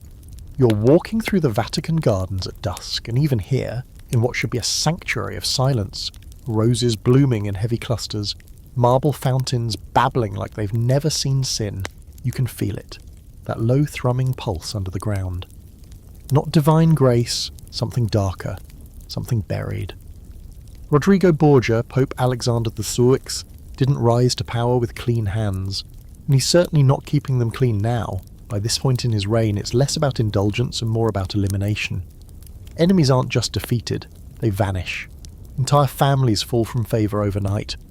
Fortunes crumble in a breath. And blood, it seems, washes off easier than guilt. You pass a gardener who's trimming hedges near a wall covered in ivy. He's humming, something off-key and eerie, and doesn't notice you watching him. But you notice the soil near his feet is recently turned, fresh, damp, and just beyond it a carved stone marker half hidden in the ivy. No name, no date, just a bull, the Borgia crest. It's not the only one. You follow the path to a quiet alcove where a bench faces a stretch of garden that seems too symmetrical to be natural. The trees line up just a little too neatly. The flower beds bloom just a little too perfectly. And beneath it all? Well, let's just say Rome is known for its catacombs, and not all of them are ancient. Here's your historical fact. During Alexander VI's papacy, political assassinations were disturbingly common. His court was infamous for using poison, especially a slow-acting, hard-to-trace concoction that was rumoured to be developed by the Borgia family themselves. While no official records survive, convenient that, multiple ambassadors and nobles died mysteriously after dinners with the Pope or his son Cesare. And your fringe fact? There's long been speculation about a secret Borgia poison ring called La Cantarella, used to discreetly eliminate enemies. Supposedly it was stored in small vials hidden in hollow rings, or disguised as holy oil. One chilling tale says a special cabinet in the papal kitchens was devoted entirely to seasoning powders, some of which didn't belong anywhere near food, or humans. Now, the scholarly debate. Was Rodrigo Borgia truly orchestrating a campaign of murder, or were these tales the result of anti-papal propaganda? Some historians argue that the number of deaths surrounding the Borgia family is simply too high and too convenient to ignore. Others claim that many of the accounts came from enemies, particularly from Northern Europe, where the Protestant Reformation was gaining momentum and loved a good scandal about the Vatican's whore pope. Still, no one denies that people had a strange habit of dying quietly in the Pope's orbit. You find yourself in the Vatican archives now, or at least in a room that pretends to be part of them. It's not the grand vaults with Latin scrolls and sealed bulls. This is smaller, private, candlelit, just a few thick ledgers on chained shelves. One is open on the desk, ink still glistening. You lean over it. There's a list, names, dates, cities, and next to some of the names, a small symbol, a star, a cross, or a bull. You don't recognise most of the names, but a few stand out. A cardinal who spoke too boldly about Cesare's behaviour, a Venetian diplomat who leaked letters to Florence, a merchant who once refused to loan the papal family more silver, all dead. Officially, accidents, illnesses, misfortunes. Unofficially, you know exactly what you're looking at. Rodrigo doesn't shout. He doesn't send soldiers. That's not his style. He smiles, nods, toasts, prays with you, and then you're coughing at dinner, sweating by dawn and dead by dusk. Cesare, for his part, is a bit more direct. He prefers swords, stairs, and alleys, but both understand the same rule. Loyalty is the only currency worth anything in Rome, and disloyalty must be punished quickly, publicly, and completely. You remember a tale told by a servant, half-drunk, voice shaking, that Cesare once poisoned a rival noble at a feast, only to have the antidote sent hours later, with a note that read, "Next time drink faster." And somewhere behind all this, Lucrezia floats, detached and charming. People wonder aloud if she knows, if she helps, if she carries a little bottle in her pocket when she visits noble houses, tucked beside a prayer book. But no one asks her, no one dares. You make your way into the papal kitchens now. Yes, those kitchens, they're bustling as always. Copper pots hang from hooks. A priest samples sauce from a long-handled spoon, but beneath the bubbling you sense the precision. The way one apprentice stirs the broth while another stands nearby with a small vial tucked in his apron is not labelled. It doesn't need to be. The chef sees you looking. He winks. Sometimes the Lord works in mysterious ways, he says, laying a fresh sprig of rosemary into a pan. Sometimes he just needs a little help. Later, you return to the garden where the moon casts pale shadows across the gravel paths. You can still see the gardener, still humming, still planting something new, something red, roses maybe, or maybe not, and somewhere, high above in the Fier, papal apartments. Alexander VI sits with a letter in one hand and a wine glass in the other. He dips his ring into the wine before drinking. A habit now, just to be sure, because even the master of poison knows one day someone might return the favour. Word count. 1,1. Awaiting continue. Section 15. You wake to church bells. Dozens of them. Maybe hundreds.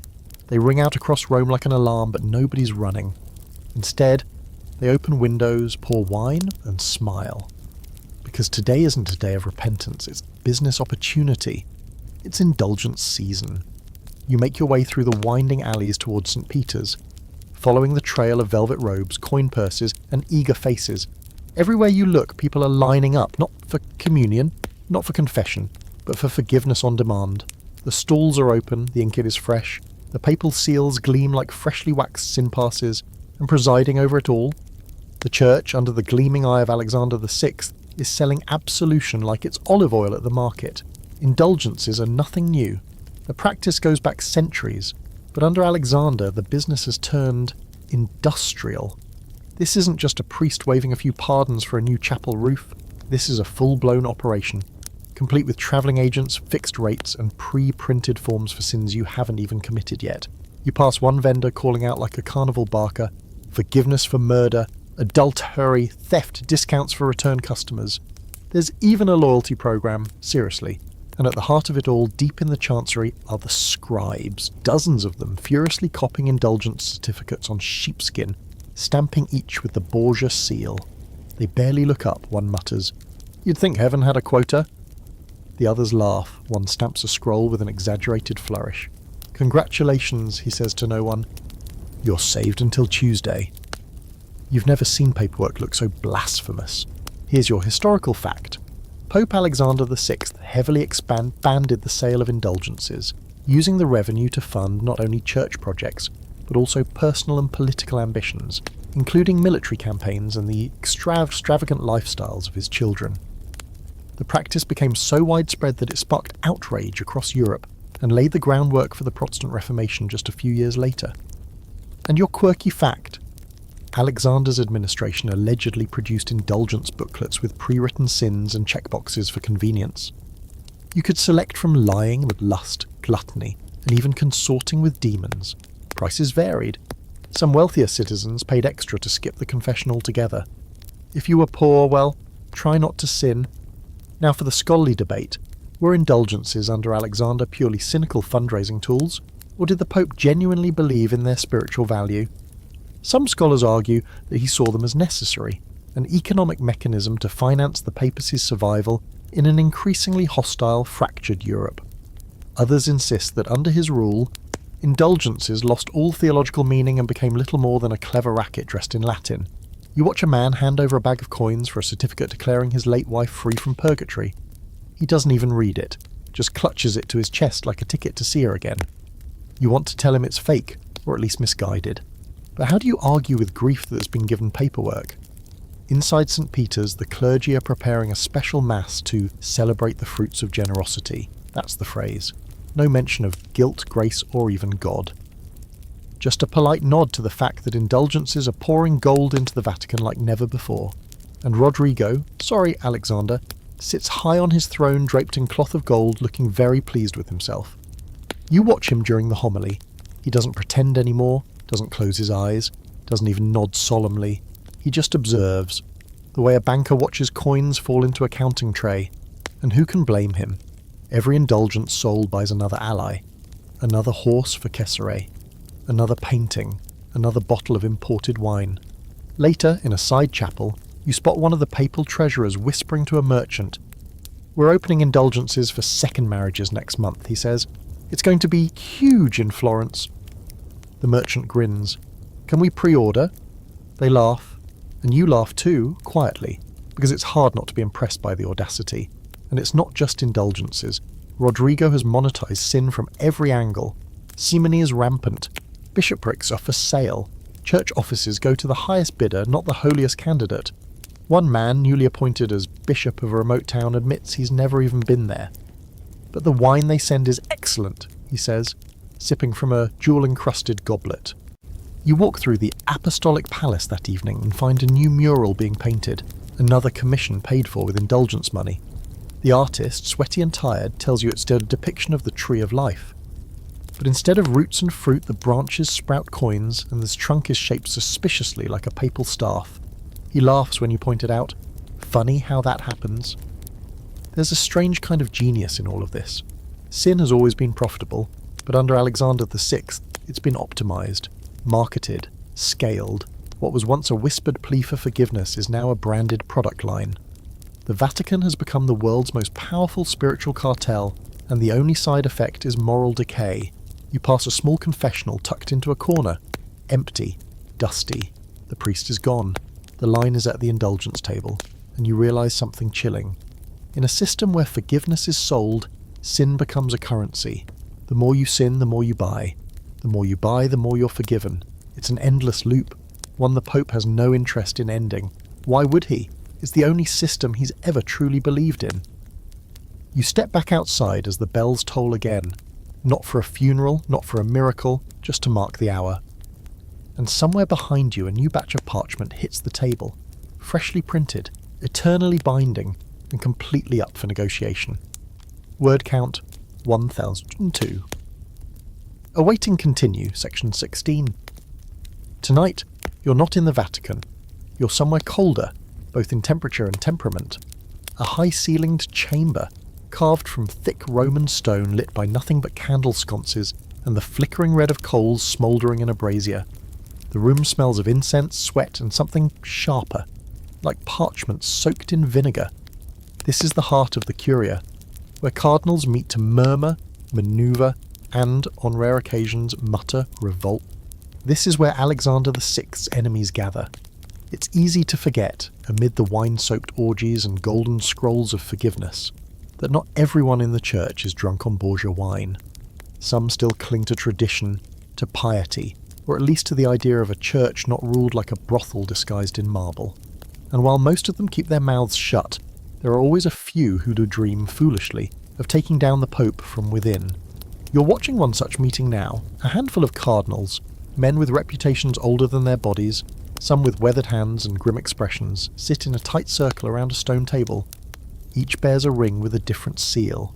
They speak in low Latin, occasionally switching to French, sometimes Spanish when things get too sensitive. Every word sounds like it's balancing on the edge of conspiracy, and maybe it is. Their leader, Giuliano della Rovere, known to his friends, if he still has any, as the Pope's Pope. He was a rival candidate in the last conclave, backed by the French, edged out by Alexander's vault of gold and blackmail.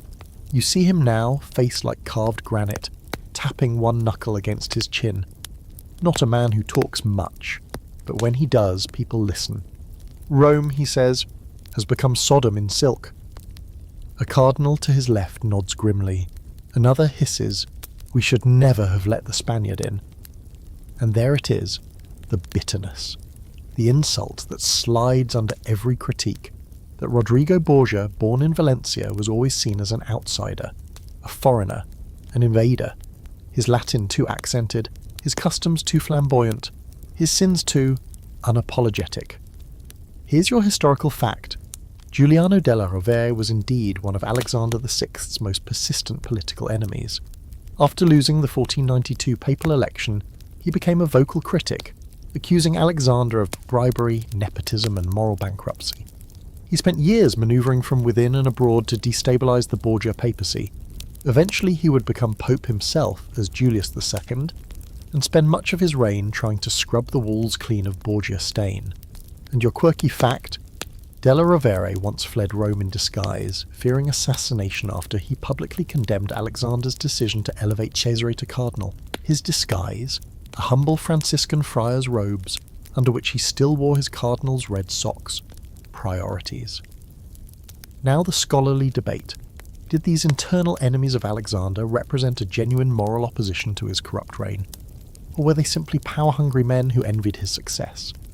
Some historians argue that Della Rovere and his allies were little better, hypocrites who lusted for the same power but lacked Rodrigo's audacity. Others insist their resistance was one of the few sparks of conscience in an otherwise rotting institution. You move closer to the fire as the meeting continues. The talk has shifted from outrage to logistics. Who's loyal to whom? Who might be bought? Who might betray them first? It's like watching Jackal trying to plan a coup, all while glancing nervously at the shadows. Because if there's one thing everyone here agrees on, it's this. The Borgia machine sees everything.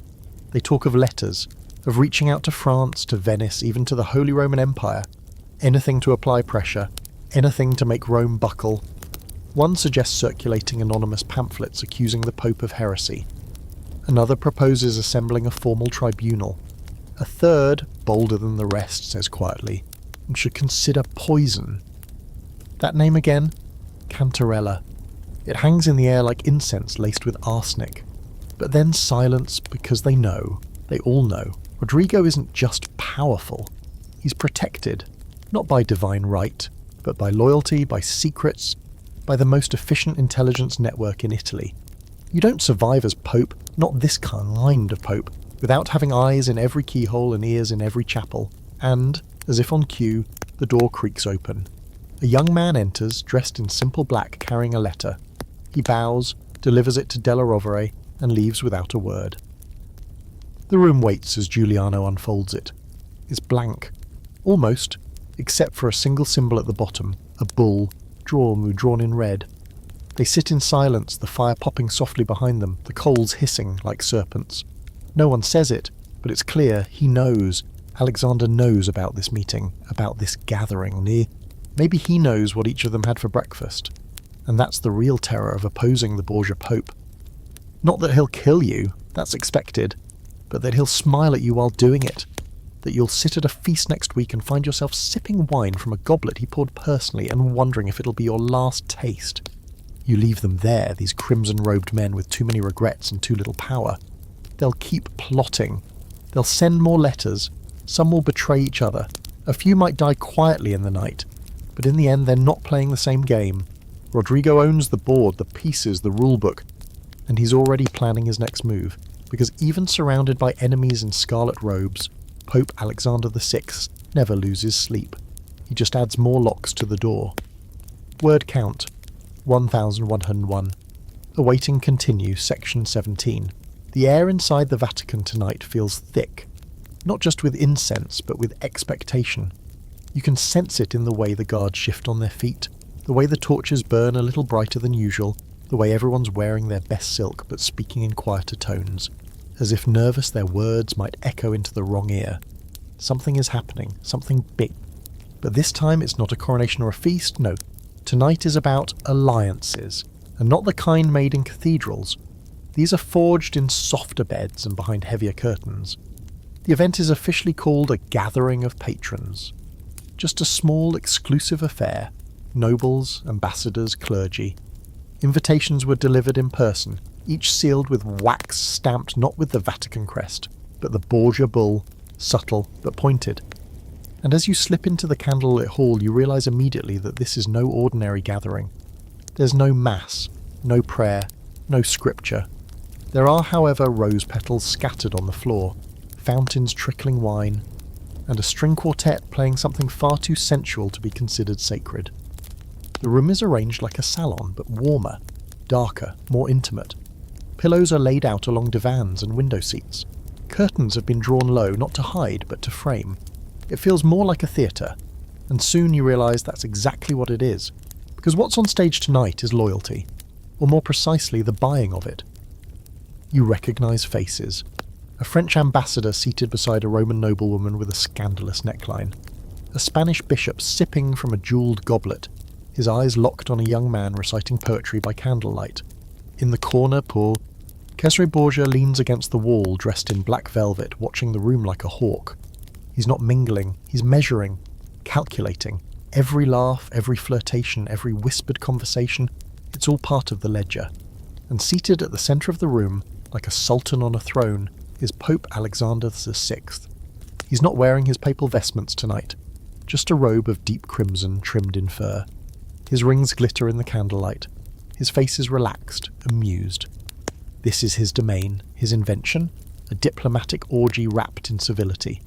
He's surrounded by beautiful people, men and women alike, none of whom are here purely for worship. They flirt with clergy, they toast with envoys. They sit on laps and whisper into ears and sometimes disappear behind drapes that ripple, but never fall. Here's your historical fact. Pope Alexander VI was notorious for using his children, especially Lucrezia and Cesare, to form political alliances through marriage, seduction, and arranged companionships. Court records, ambassadorial letters, and private correspondences all suggest that sexual relationships were regularly used to secure allegiances, sometimes with the Pope's explicit encouragement. Your quirky detail. There's a persistent rumour that Alexander once orchestrated a marriage proposal between a Venetian nobleman and a beautiful woman from the papal court, only to reveal later that the woman was, in fact, one of his own mistresses. The nobleman withdrew, the woman didn't. The alliance held. And now, your scholarly debate. Did Alexander's use of sexuality and diplomacy reflect the norm of Renaissance court culture, or did it represent a uniquely papal brand of manipulation? Some historians argue that seduction was always part of high-level politics, and that Alexander simply excelled at weaponizing it.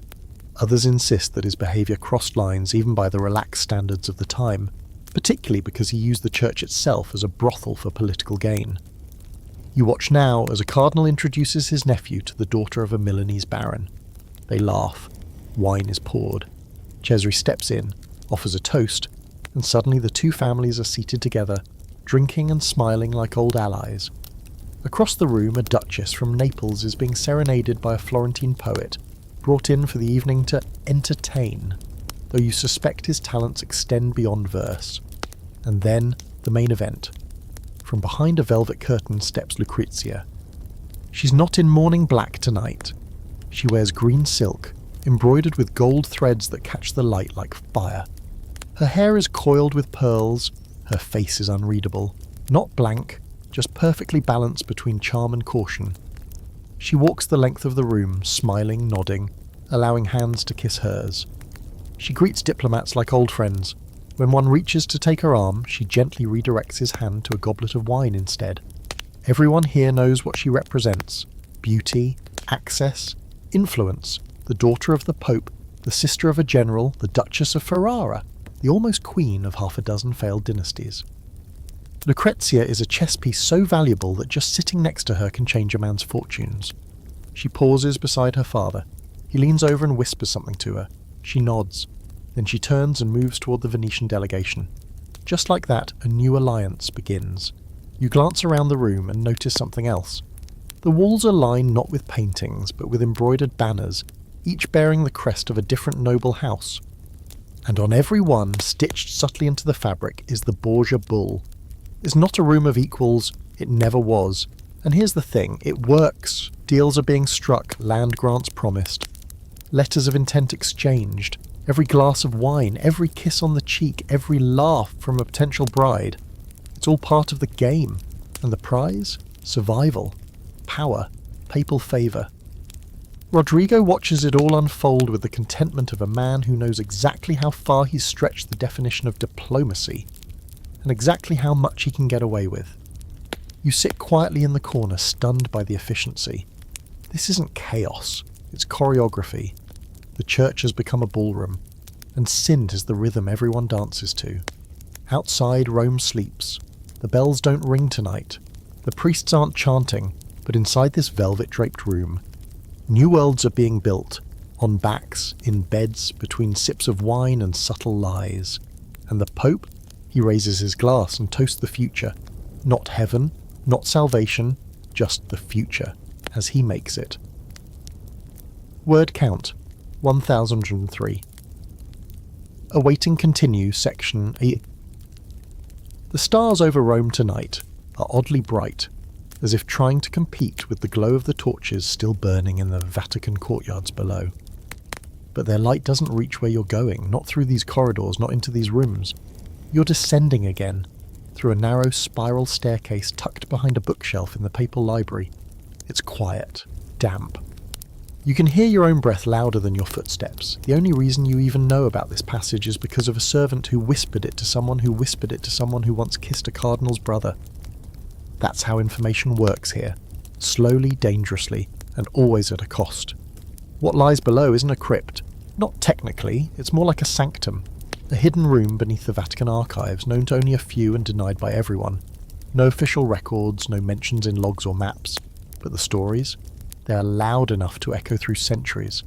They say Pope Alexander VI kept a private collection here, not of relics, but of knowledge. Forbidden manuscripts, banned texts, star charts, magical grimoires, things that a good Christian pope shouldn't even look at, let alone study by candlelight. And yet, when you enter the chamber, the first thing that strikes you is the smell of ink. Not dust. Ink.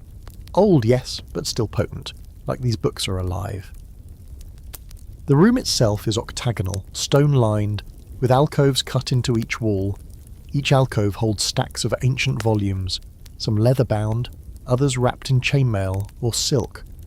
One sits open on a pedestal lit by a low-hanging lantern.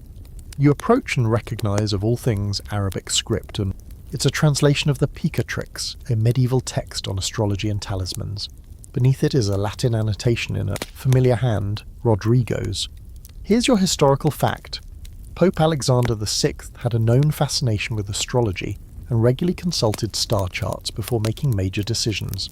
He kept an astrologer on staff, often delaying important papal decrees until the stars aligned favourably. He wasn't alone in this. Many Renaissance figures dabbled in the occult, but for a pope to openly indulge in celestial divination was considered blasphemous by more orthodox thinkers. And your quirky detail.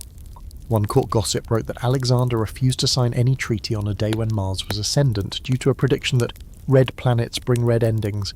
Cesare reportedly joked that this was ironic, given how many of his father's choices ended in blood anyway. The Pope laughed. and then changed the date of the signing.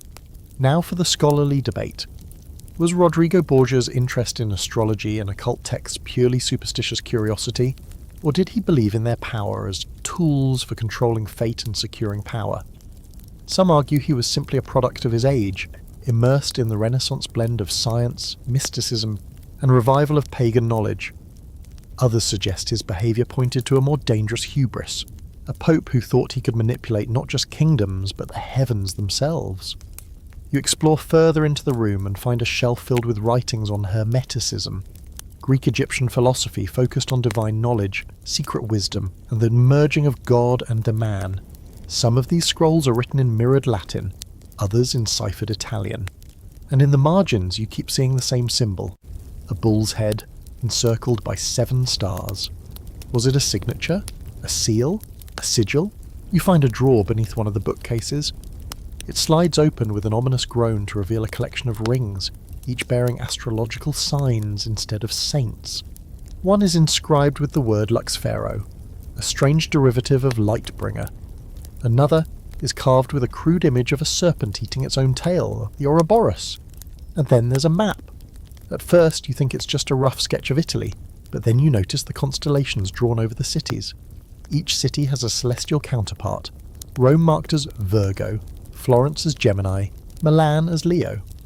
At the centre of the map, drawn larger than scale, is the Vatican, and surrounding it in a perfect ring are tiny drawings of eclipses, blood moons and comets. Someone's been tracking omens. There's a moment where the air seems to change, as if the room itself is aware of your presence.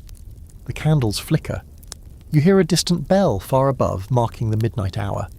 And suddenly, this doesn't feel like a room for study. It feels like a place of invocation. You imagine Rodrigo down here, hunched over a manuscript, robe slipping from one shoulder, muttering Latin incantations while a servant stands silently in the corner, holding a lantern and pretending not to be terrified. Maybe Cesare was here once too, maybe Lucrezia, maybe not. But the idea of the Pope surrounded by texts on alchemy, divination and pre-Christian rites isn't fiction, it's woven into the very walls. Later you slip out through the same hidden stairwell and back into the more respectable parts of the Vatican, and you can feel the difference immediately. The air's cleaner, the light's warmer, but now you see things differently. That marble statue of Peter, its base is engraved with astrological symbols, that mosaic in the floor, a depiction of the 12 signs cleverly disguised as disciples. Rodrigo never separated the divine and the mystical. For him, they were two sides of the same coin, flipped endlessly depending on who was watching. You stand beneath a tall window and look up at the stars, the same stars he once consulted before launching a war, the same stars he might have prayed to if he ever prayed at all. And you wonder, what kind of pope asks the heavens for answers and then ignores them if they're not convenient? Word count 1103. Awaiting continue, section 19. The morning sun slices across the rooftops of Rome like a blade, gold and ruthless, burning away whatever shadows are brave enough to linger. But inside the Vatican walls, the sun doesn't reach everything, not the basements, not the servants' quarters, and definitely not the papal palace where candlelight still rules and velvet curtains block out the gilt. You're not walking with cardinals today, you're with the people who keep the machine oiled, who know exactly how the sausage, spiritually speaking, is made.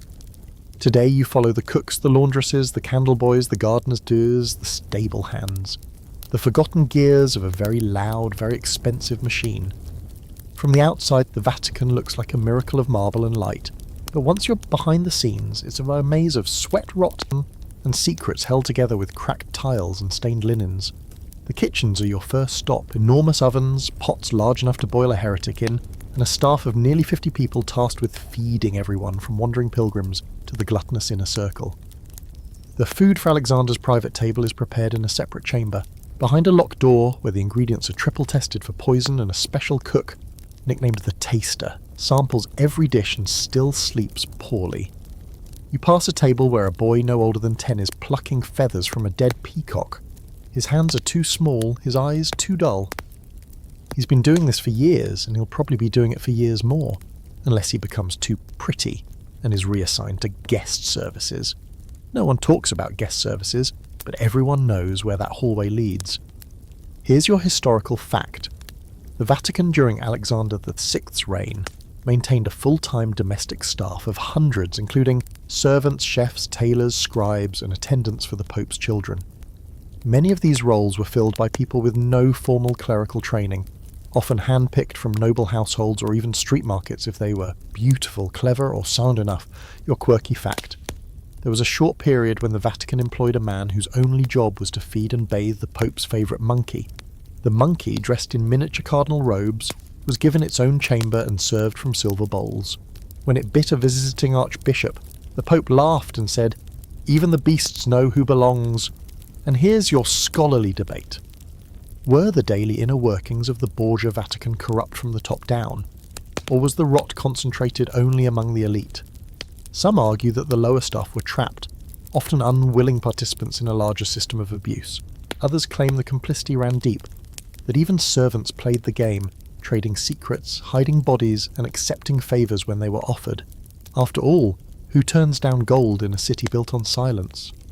You enter the laundry rooms next, steamy, claustrophobic, and full of voices whispering gossip over buckets of holy water and linen soaked in wine stains, blood, or worse.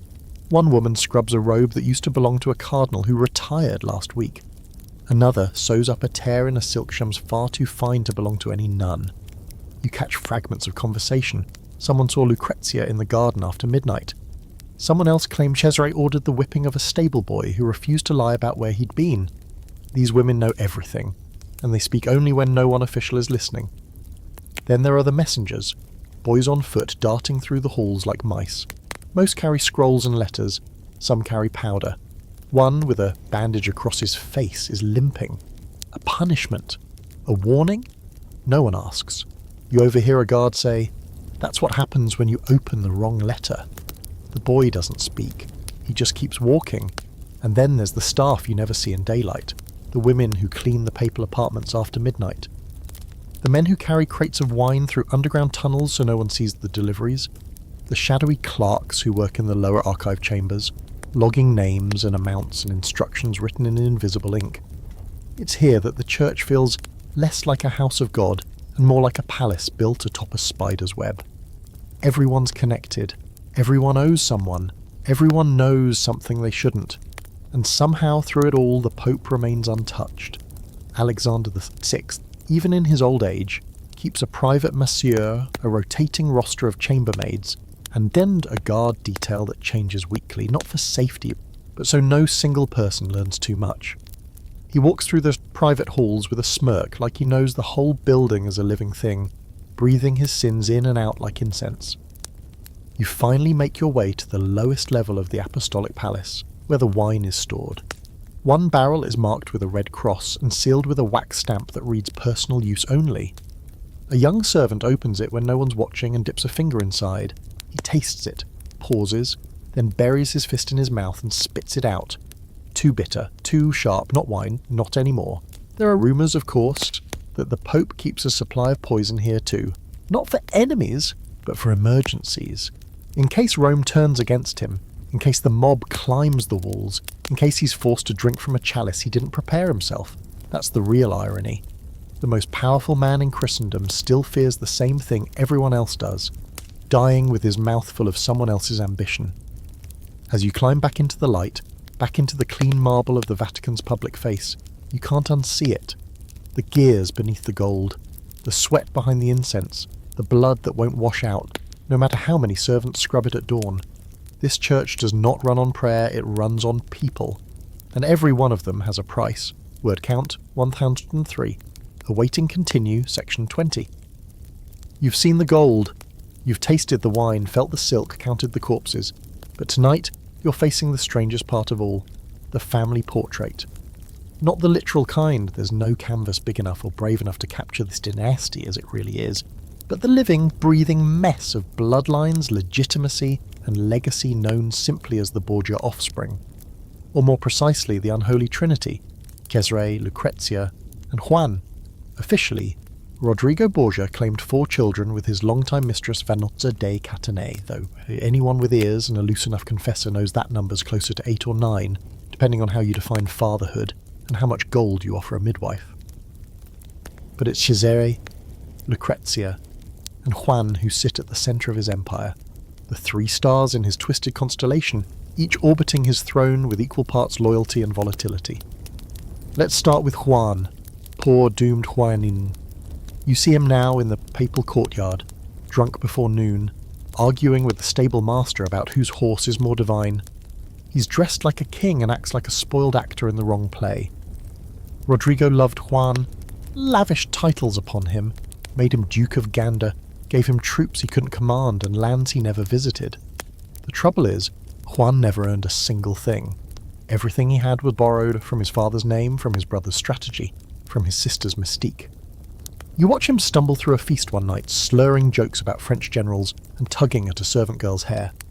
Across the table, Cesare watches in silence, jaw clenched, fingers curled around a knife. And in that look, you see it, the end. Here's your historical fact. Juan Borgia, Rodrigo's favourite son, was found dead in the Tiber River in 1497. His body was riddled with stab wounds, stripped of valuables, and dumped under cover of night. No formal investigation was ever completed. The Vatican offered a few half-hearted theories, thieves, jealous husbands, an unfortunate duel, but no one believed them. Rome whispered one name, Cesare, and your quirky detail? Juan's funeral was so poorly attended that the Pope had to order cardinals to show up. Cesare notably remained silent throughout the entire ordeal, wearing black not out of mourning but because it suited him. One observer wrote, "He wept not once, but smiled often." Now for the scholarly debate. Did Cesare Borgia really murder his own brother to eliminate him as a rival and claim his military command? Most scholars agree that he had both motive and opportunity, especially since he resigned his cardinalate shortly after Juan's death. But there are alternate theories. Some suggest Juan was killed by enemies of the Pope, others that it was a lover's quarrel gone wrong. One fringe theory even suggests Lucrezia was involved, though no evidence exists beyond rumours spun by nervous nobles and bored scribes. And speaking of Lucrezia, let's return to her. Because even amid the politics and the poison, she remains the most enigmatic of them all. You find her in the Papal Gardens, sketching in a notebook, surrounded by maids who know better than to speak unless spoken to. She's smiling, yes, but it's that kind of private smile, like she knows something you don't. Maybe something you'd rather not know. She's the Vatican's secret weapon. Marriages arranged and dissolved like business deals. Husbands who vanish or end up conveniently stabbed. A baby born in suspicious circumstances whose father remains officially unknown. Rodrigo denies everything. Cesare denies nothing. Lucrezia, she just keeps smiling. Then there's Joffre, the youngest Borgia brother. Practically a footnote in the family's saga, married off as a teenager to Sanchia of Naples, who reportedly preferred Cesare's company to her husband's.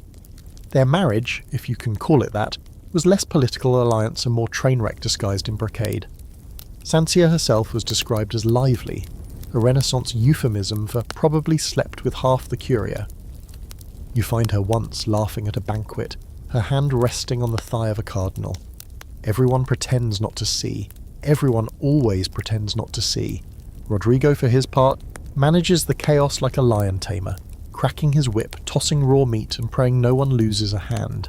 He dotes on Lucrezia, forgives Cesare's violence and mourns Juan with an anger that feels more performative than paternal. The Borgia children are not just offspring. They are political tools, living chess pieces, and sometimes, unfortunately, weapons turned inward. You wander through the hall of papal portraits and stop at Rodrigo's. His image is smug, eyes heavy-lidded, mouth twisted into a faint smile, but if you squint, you can almost see the children behind him, half in shadow, half in firelight. Cesare with his dagger. Lucrezia with her veil. Juan, smiling and oblivious, already fading into history. Later in the private chapel, you find Rodrigo praying, alone. The candlelight flickers on his face as he murmurs in Latin. His hands are clasped, his eyes are closed, and for a moment, just a flicker, you wonder if he's actually asking for forgiveness. Then he opens his eyes, sighs, and says aloud, "Damn the French." And just like that, the illusion cracks. Because this isn't a man wrestling with morality. This is a patriarch mourning his legacy, not for what he did, but for what it might cost. He doesn't want heaven, he wants a dynasty. One that will outlast scandals, sermons, and sins. And if a few children have to destroy each other to make it happen, well, that's what family is for. Word count, 1103. Awaiting continue. Section 21. You wake to the sound of shouting, sharp and guttural, echoing through the stone streets of Rome like a storm just beginning to crack open. It's not the usual market noise, no drunk cardinals, no fruit sellers arguing over spoiled figs. This is something deeper, angry, biblical. You follow the noise toward the Piazza della Signoria, where a crowd has gathered, dense and roiling like a pot just about to boil over. There's a man at the centre, barefoot, robed in wool with eyes that look like they've seen something holy, or maybe just something awful. This is Girolamo Savonarola, and he's not a fan of Pope Alexander VI. The people call him a prophet, a madman, a saint, a heretic. Depends on who you ask, and how close they are to Florence. But one thing is certain, he's dangerous in a way Rodrigo doesn't quite know how to handle. Because while Rodrigo uses sex, money and murder to build his kingdom, Savonarola wields something far older, far sharper, fear. You listen as he raises his arms to the heavens, voice thundering through the crowd like a sermon powered by thunder and bile. The whore of Babylon sits in the chair of Peter, he shouts. The papacy has become a brothel, and its priests are pimps dressed in velvet. No one corrects him. Here's your historical fact. Girolamo Savonarola was a Dominican friar in Florence, who rose to power through fire and brimstone preaching, condemning the moral corruption of the church, especially under Pope Alexander VI. In 1497, he led the infamous Bonfire of the Vanities, in which citizens were encouraged to burn sinful objects, cosmetics, gambling tables, art, even books. His sermons were broadcast like medieval podcasts, drawing massive crowds and massive controversy. And your quirky detail? During the bonfire, a Florentine artist claimed Savonarola's followers seized one of his paintings, an erotic depiction of Venus, and forced him to watch as it burned. He reportedly yelled, "She was innocent," as the flames consumed her. He later took up carpentry. Now for the scholarly debate.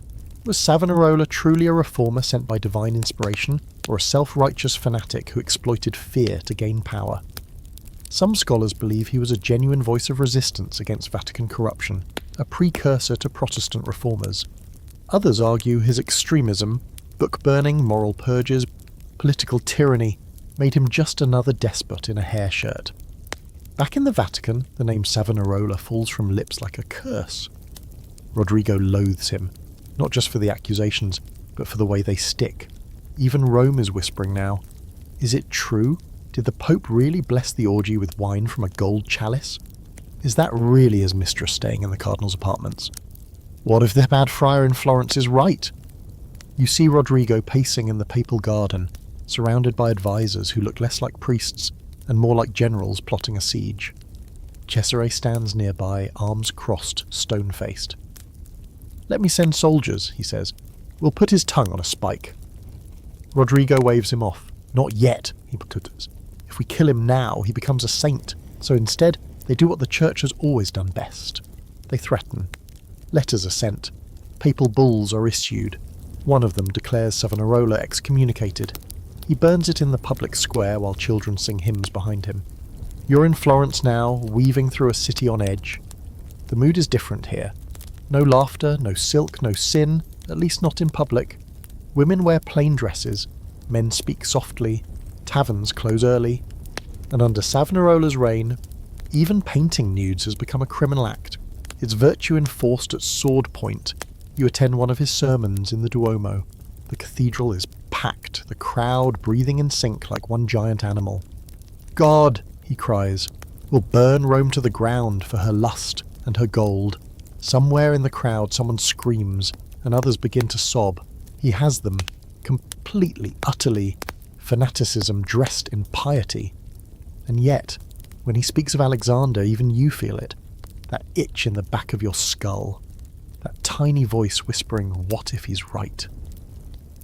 Back in Rome, Rodrigo grows increasingly irritated. "He dares to call me the Antichrist," he snarls over a plate of roasted pheasant. "Let him see what the devil really looks like." Still, he holds off. For now, the Borgia machine, despite all its power, isn't built to fight this kind of war. Savonarola doesn't care about land or gold or beautiful lovers. You can't bribe a man who wants to burn everything down, so instead they wait, watch, and finally they do what Rodrigo does best. He makes someone else do the dirty work. The tides in Florence turn. The ruling families grow weary of Savonarola's rigid regime, of his war with the Pope, of his refusal to back down, and eventually, the friar finds himself alone. The same crowds who sang his praises now pelt him with stones. You see him arrested. You see the trial, the rack, the accusations of heresy hurled not from Rome, but from his own city. Rodrigo's hands stay clean. Officially, the execution is carried out by Florence. Unofficially, well, you've seen how many strings the Pope can pull when he's not even in the room. And then, the fire. Savonarola is dragged to the centre of the piazza, the same square where he burned the sins of others. He dies screaming, flames licking up his robe, eyes wild with fury or faith, maybe both. The crowd is silent. No one cheers. You hear Rodrigo's reaction later. One less fool preaching about hell. He takes a sip of wine and smiles, but Cesare says nothing. Lucrezia doesn't even ask who he was, and that's what makes it worse. Because for all his fire, all his noise, all his righteous rage, Savonarola dies exactly how Rodrigo Borgia wants all his enemies to die. Forgotten. Word count. 102. Awaiting continue, section 22. It's late. The moon is high, round and pale, like the eye of something watching silently over the city. Inside the Vatican, most of the windows are dark.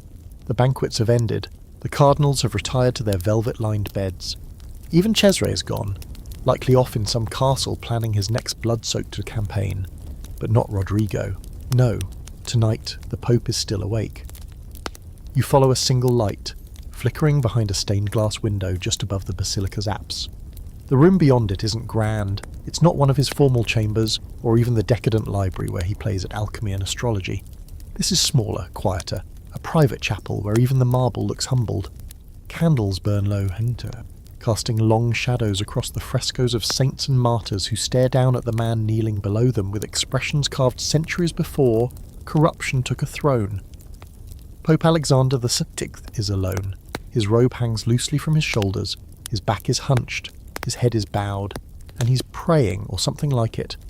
You've seen him do this before, when a plan teeters, when a rival whispers too loudly, when something slips out of his control. That's when Rodrigo remembers God.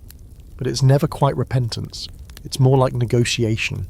You listen now as he speaks aloud, his voice low, rough, cracking. Lord, he says, you made me clever, you made me strong, so if I use those gifts, use them better than the men around me. Why should that be sin? The room does not answer, but he keeps going. They talk of purity, they talk of virtue, but what has virtue built? Weak kings, fractured cities, hypocrites in red hats. I have held this church together. I have made her rich, feared, glorious. His hands tremble slightly, not from age, from the weight of something else, not guilt. He's long since pushed that away, but maybe fear, just the faintest whisper of it. He reaches for a chalice of wine on the small altar, drinks deeply, then presses 2 fingers to his temple. You wonder if the headaches are worse now, if the rituals no longer protect him. The astrologers told him to beware the sign of the scorpion. That was weeks ago. He laughed. Now, he doesn't laugh so much. Here's your historical fact.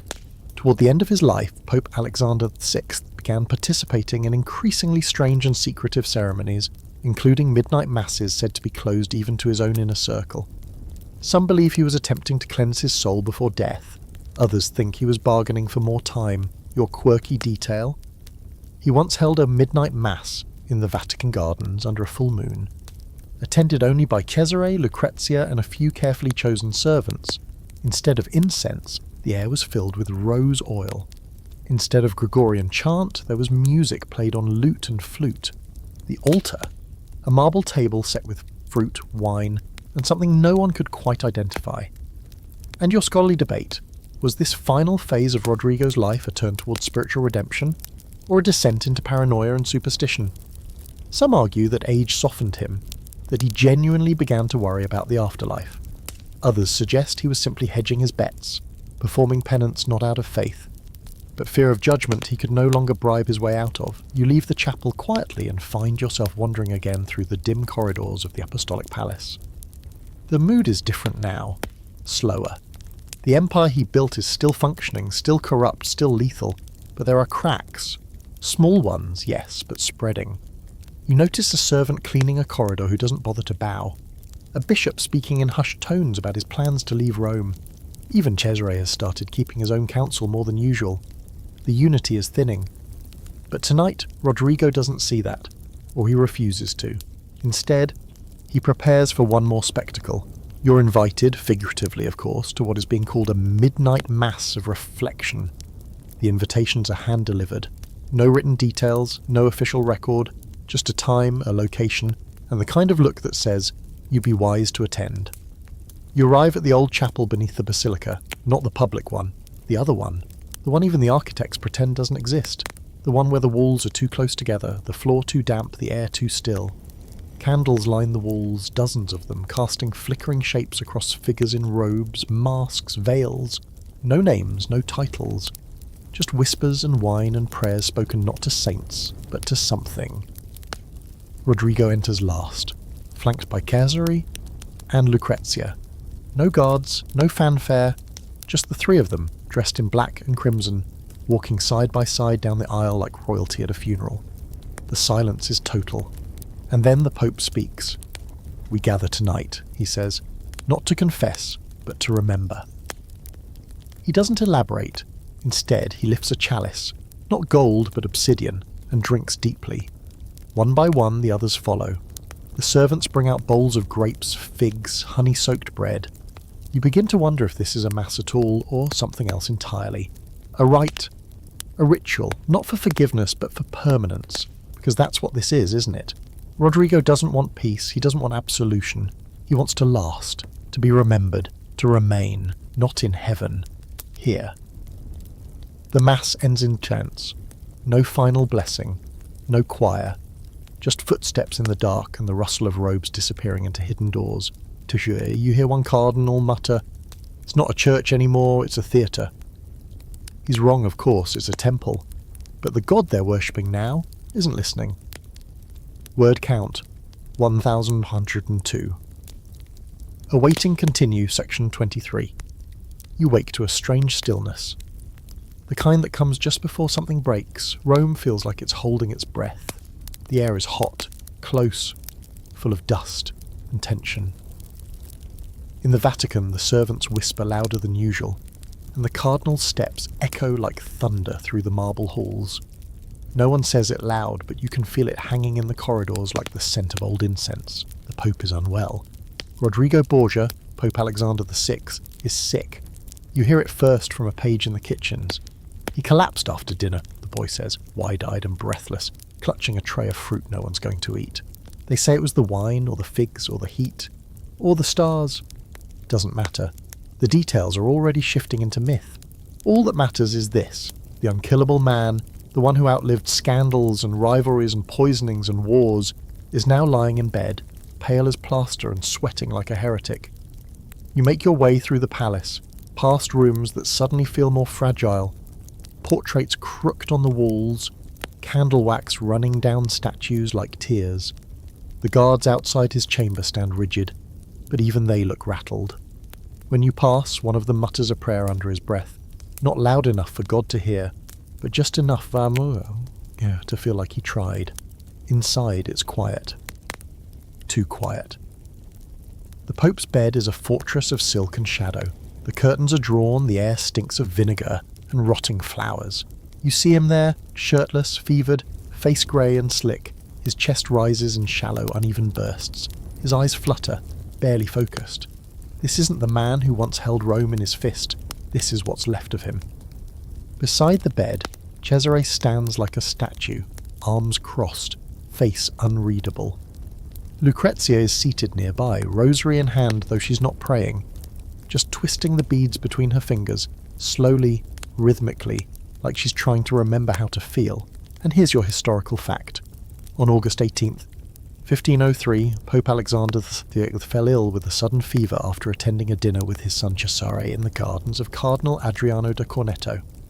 Accounts differ, but most agree that both father and son became violently sick shortly after the meal, suggesting either heat stroke, malaria, or something more sinister? Rodrigo lingered for days before succumbing. Your quirky detail? One version of the story claims the Pope was poisoned by mistake, that the intended victim was someone else at the dinner, and Rodrigo drank from the wrong cup. If that's true, it would be the final irony, a man who built his empire with poison falling victim to a mix-up at his own table. Some even say Cesare himself was behind it, that he was trying to kill a rival and miscalculated. But in a family like this, you don't even need conspiracy, you just need dinner. And your scholarly debate? The cause of Alexander VI's death has never been confirmed. Malaria was rampant in Rome that summer, especially in the stagnant mosquito-filled gardens where the dinner was held. But given the Borgia reputation and the Pope's long list of enemies, many believe he was poisoned. The bigger question isn't how he died, but who wanted it enough to do it. And that's a very long list. You linger in the room as the hours drag. Rodrigo slips in and out of consciousness. When he's awake, he mutters, mostly in Spanish, some Latin, once or twice in what sounds like nonsense. Names spill from his lips. Van Notza, Cesare, Lucrezia, then others, enemies, allies, ghosts. One name he says over and over, Giovanni, his dead son, the one no one dared to investigate. At one point he reaches out grasping blindly, and Cesare takes his hand without hesitation. "You'll recover," he says, voice low, tight. "You're the Pope." Rodrigo doesn't answer. Maybe he doesn't believe it anymore. Maybe finally he understands that even the papal tiara can't save a man from a failing body. Outside, the Vatican shifts like a creature sensing blood in the water. Cardinals who were loyal yesterday begin visiting each other in secret. Letters are drafted to powerful families. Conclaves are discussed, quietly, discreetly, but with increasing urgency. The papal apartments are still, but the rest of the palace hums like a hive on fire. By the second night, the smell in the room has changed. There's no dignity in it now. The body is betraying itself, limbs swollen, mouth slack, eyes glassy. A physician leans in, takes the Pope's pulse, and does not speak. Cesare storms out. Lucrezia remains, still fingering her rosary, now more like a talisman than a prayer. Then on the third day it happens, no final sermon, no whispered act of contrition, just a long, rattling breath, and then none at all. Pope Alexander VI is dead. The room does not erupt. It simply falls silent. The candlelight flickers, the sweat on his forehead dries. The Pope's mouth hangs slightly open, as if still ready to argue. Cesare re-enters. He stands at the foot of the bed, staring at the corpse of the man who gave him everything. Then he turns and says, "We burn the linens, we seal the chamber, no one speaks until I say so. Because it's not mourning time, it's control time. Already you can feel it, the power vacuum, the fear, the ambition crawling up through every crack in the marble. The Borgia machine has lost its head. Now, the limbs will fight over what's left." Later that night, the body begins to decay so quickly that the guards outside the door complain of the stench. The embalming is rushed, the coffin poorly sealed, the corpse bloats and blackens. It's whispered that even in death, Rodrigo Borgia couldn't keep himself contained. You find a servant crying in a hallway. Not because the Pope is dead, but because he doesn't know who he works for anymore. And in a way, neither do you. The throne of St. Peter is empty, the palace is full of ghosts. And Rome is already sharpening its knives. Word count, 101. Awaiting continue, section 24. Rome doesn't sleep the night after a pope dies. It trembles, it sweats, it watches. The city feels like a stretched out breath. One heartbeat away from panic, from blood, from something new, clawing its way up through the cracks. And within the Vatican, the air is heavy, not with grief, but calculation. Pope Alexander VI is barely cold in his crypt, and already the cardinals are circling like hawks with red sleeves. But not you. Tonight, you're following a quieter thread. A rumour. A whisper that's grown louder since the fever broke him. You slip through the palace halls past servants pretending to polish candlesticks, while straining to overhear cardinal meetings, past guards looking nervously over their shoulders, and down, always down, to the old wine cellar. Or what used to be a wine cellar, before the Borgias turned it into something else. There are only two people left who visit this place now, Cesare, and whoever dares to clean up after him. The room you enter smells like dried herbs, spilt oil, and something darker. earthy, metallic. The racks of barrels are mostly gone now, replaced with shelves of sealed bottles and strange instruments. Books lie open on a stone table, pages curling, ink smudged. Charts of the stars hang beside anatomical sketches. It's part laboratory, part altar, part crime scene. And at the centre of it all sits a small wooden chest. You've seen chests like it before. Ornate, velvet-lined, the kind nobles use to hide jewellery or secrets. But this one is said to hold death. Here's your historical fact. After Pope Alexander VI's death in 1503, widespread rumours claimed he was poisoned by a dose of cantarella, a slow-acting toxin allegedly developed by the Borgias themselves. Though no proof was ever produced, the myth endured and became part of the Borgia brand. Cantarella was said to be colourless, tasteless, and capable of killing a man in hours or days, depending on the dosage. Your quirky detail: the Vatican's apothecaries at the time reportedly kept lists of forbidden substances, but cantarella never appeared on them. Why? Because it supposedly didn't exist in any documented recipe. It was folklore. Officially. Unofficially, it was said to be made from arsenic, vinegar, and the distilled ashes of particular flowers. Yes, flowers. Beauty turned deadly. The Borgias were always poetic like that. And the scholarly debate: was Alexander VI actually poisoned, or did his death stem from natural causes, most likely malaria, given the season and the symptoms? Medical records from the time are vague, contradictory, and tainted by politics. Some historians suggest that Cesare, possibly with or without intention, gave his father tainted wine at a dinner meant for a rival cardinal. Others argue that the rumours were entirely fabricated by anti-Borgia factions eager to tie their deaths to the same sins that had stained their lives. You sit for a moment in the cellar, staring at the chest. You don't open it. You don't need to. The power of poison isn't in the tasting, it's in the knowing it's there. Everyone in Rome believes the Borgias had it. That's what matters. That's what kept them alive for so long. Fear was their armour. Not steel, not prayer. Fear. But now the armour is cracked. Upstairs, Cesare is unravelling. The stroke he suffered, likely from the same fever that killed his father, left him weakened. His once golden hair is thinner. His left hand trembles.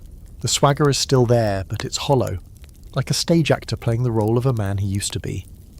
You find him in the papal apartments, sitting alone beside a fireplace gone cold. The red velvet cushions look faded now. The gilded frame of a mirror lies cracked on the floor. He doesn't look at you.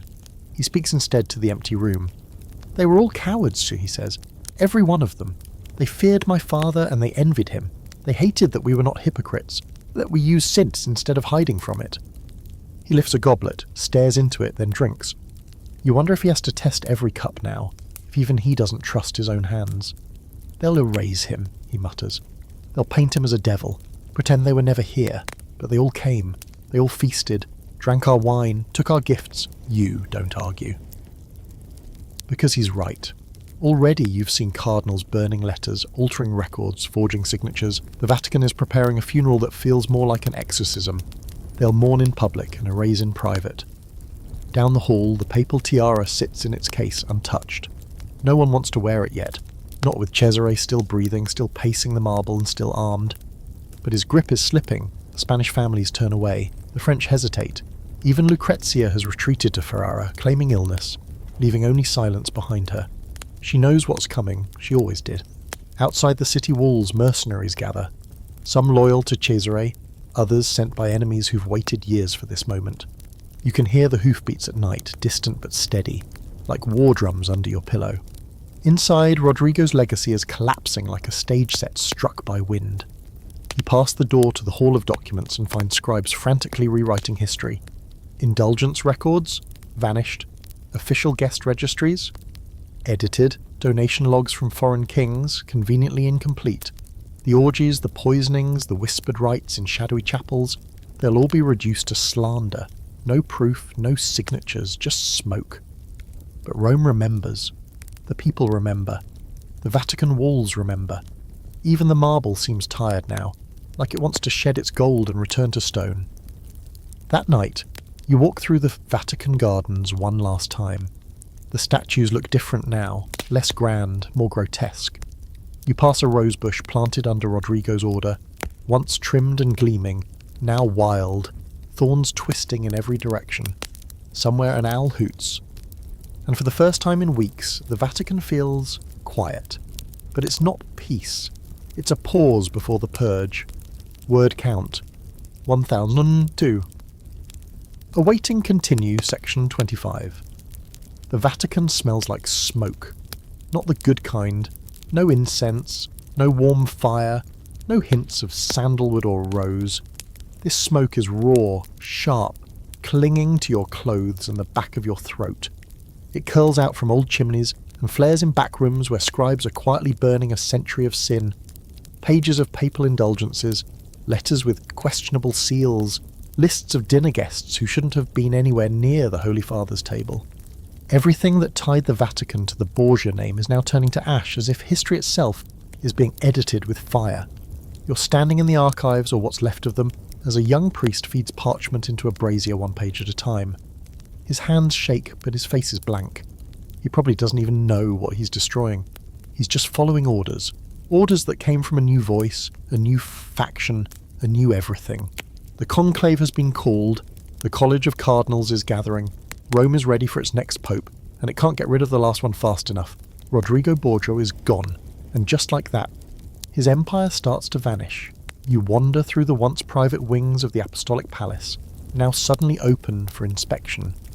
Guards posted outside Cesare's old quarters look confused, like they're expecting someone to yell that this is still sacred ground. But no one does. Cesare's not here.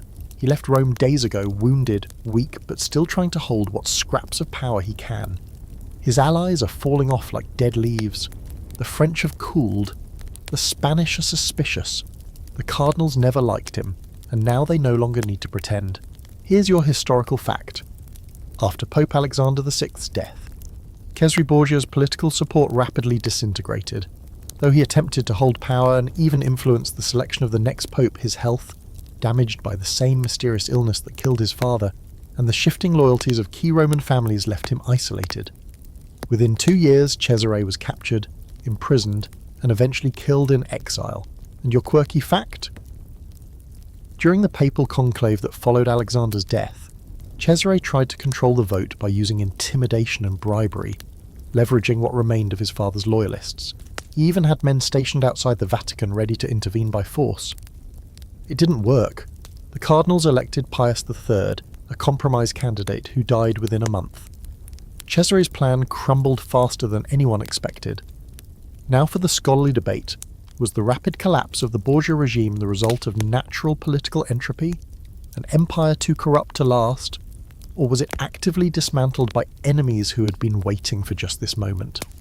Some argue that the Borgias were doomed by their own success, having risen too far too fast.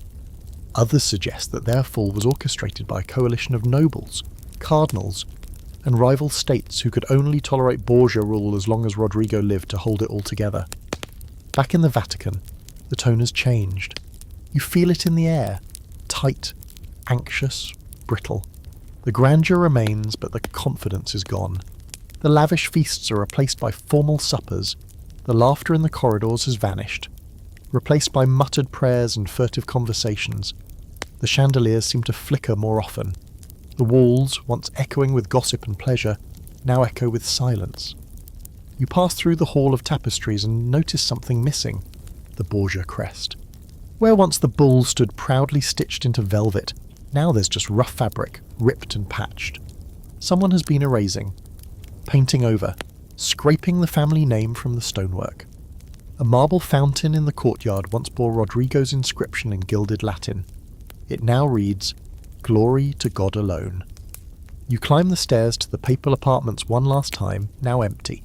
The rooms are still richly furnished, but they feel like a set, like props abandoned by actors who've fled the theatre. You run your hand along a table and pick up dust. You find a bottle of wine unopened, left behind in the rush. You open it. It's sweet. Almost too sweet. A final joke? Maybe. In a drawer you find something strange, a letter, half-written, in Rodrigo's own hand, no seal, just ink on parchment, with that telltale loop in the R. It's addressed not to a cardinal, not to a king, but to Lucrezia, his daughter, his pearl, his ultimate political chess piece. You read the letter. Lucrezia. If I do not survive this fever, know that my enemies will not stop with me. Protect your son. Trust no ambassador, no priest, not even your own confessor. They will come for you. They will say they loved us. They will pretend we never existed. It stops there. Maybe he died before finishing it. Maybe he just ran out of time. Either way, you fold it and take it, because someone should remember. Later, in the Sistine Chapel, the cardinals have gathered to begin the conclave. The room smells of wax and old robes. The ballots are cast in scents. You're not allowed in, not really, but you stand just outside and listen to the shuffle of shoes and the scratch of quills. No one says Rodrigo's name, no one mentions Cesare. Their legacy is not being debated, it's being buried. When the white smoke finally rises, the bells toll, but they feel different now, not triumphant, just functional, mechanical. Like the church is reminding itself how to do this without sin in the driver's seat. And outside, the people of Rome glance up at the smoke, shrug, and go back to their wine and their whispers, because they've seen popes come and go, they have seen saints and monsters wear the same crown. But none like him, Pope Alexander VI, Rodrigo Borgia, the man who turned the Vatican into a palace of pleasure, who made salvation of the business, who used his children like pawns and turned sin into a sacrament. His name is being erased, but his legend? That's just getting started. Word count, 1,102.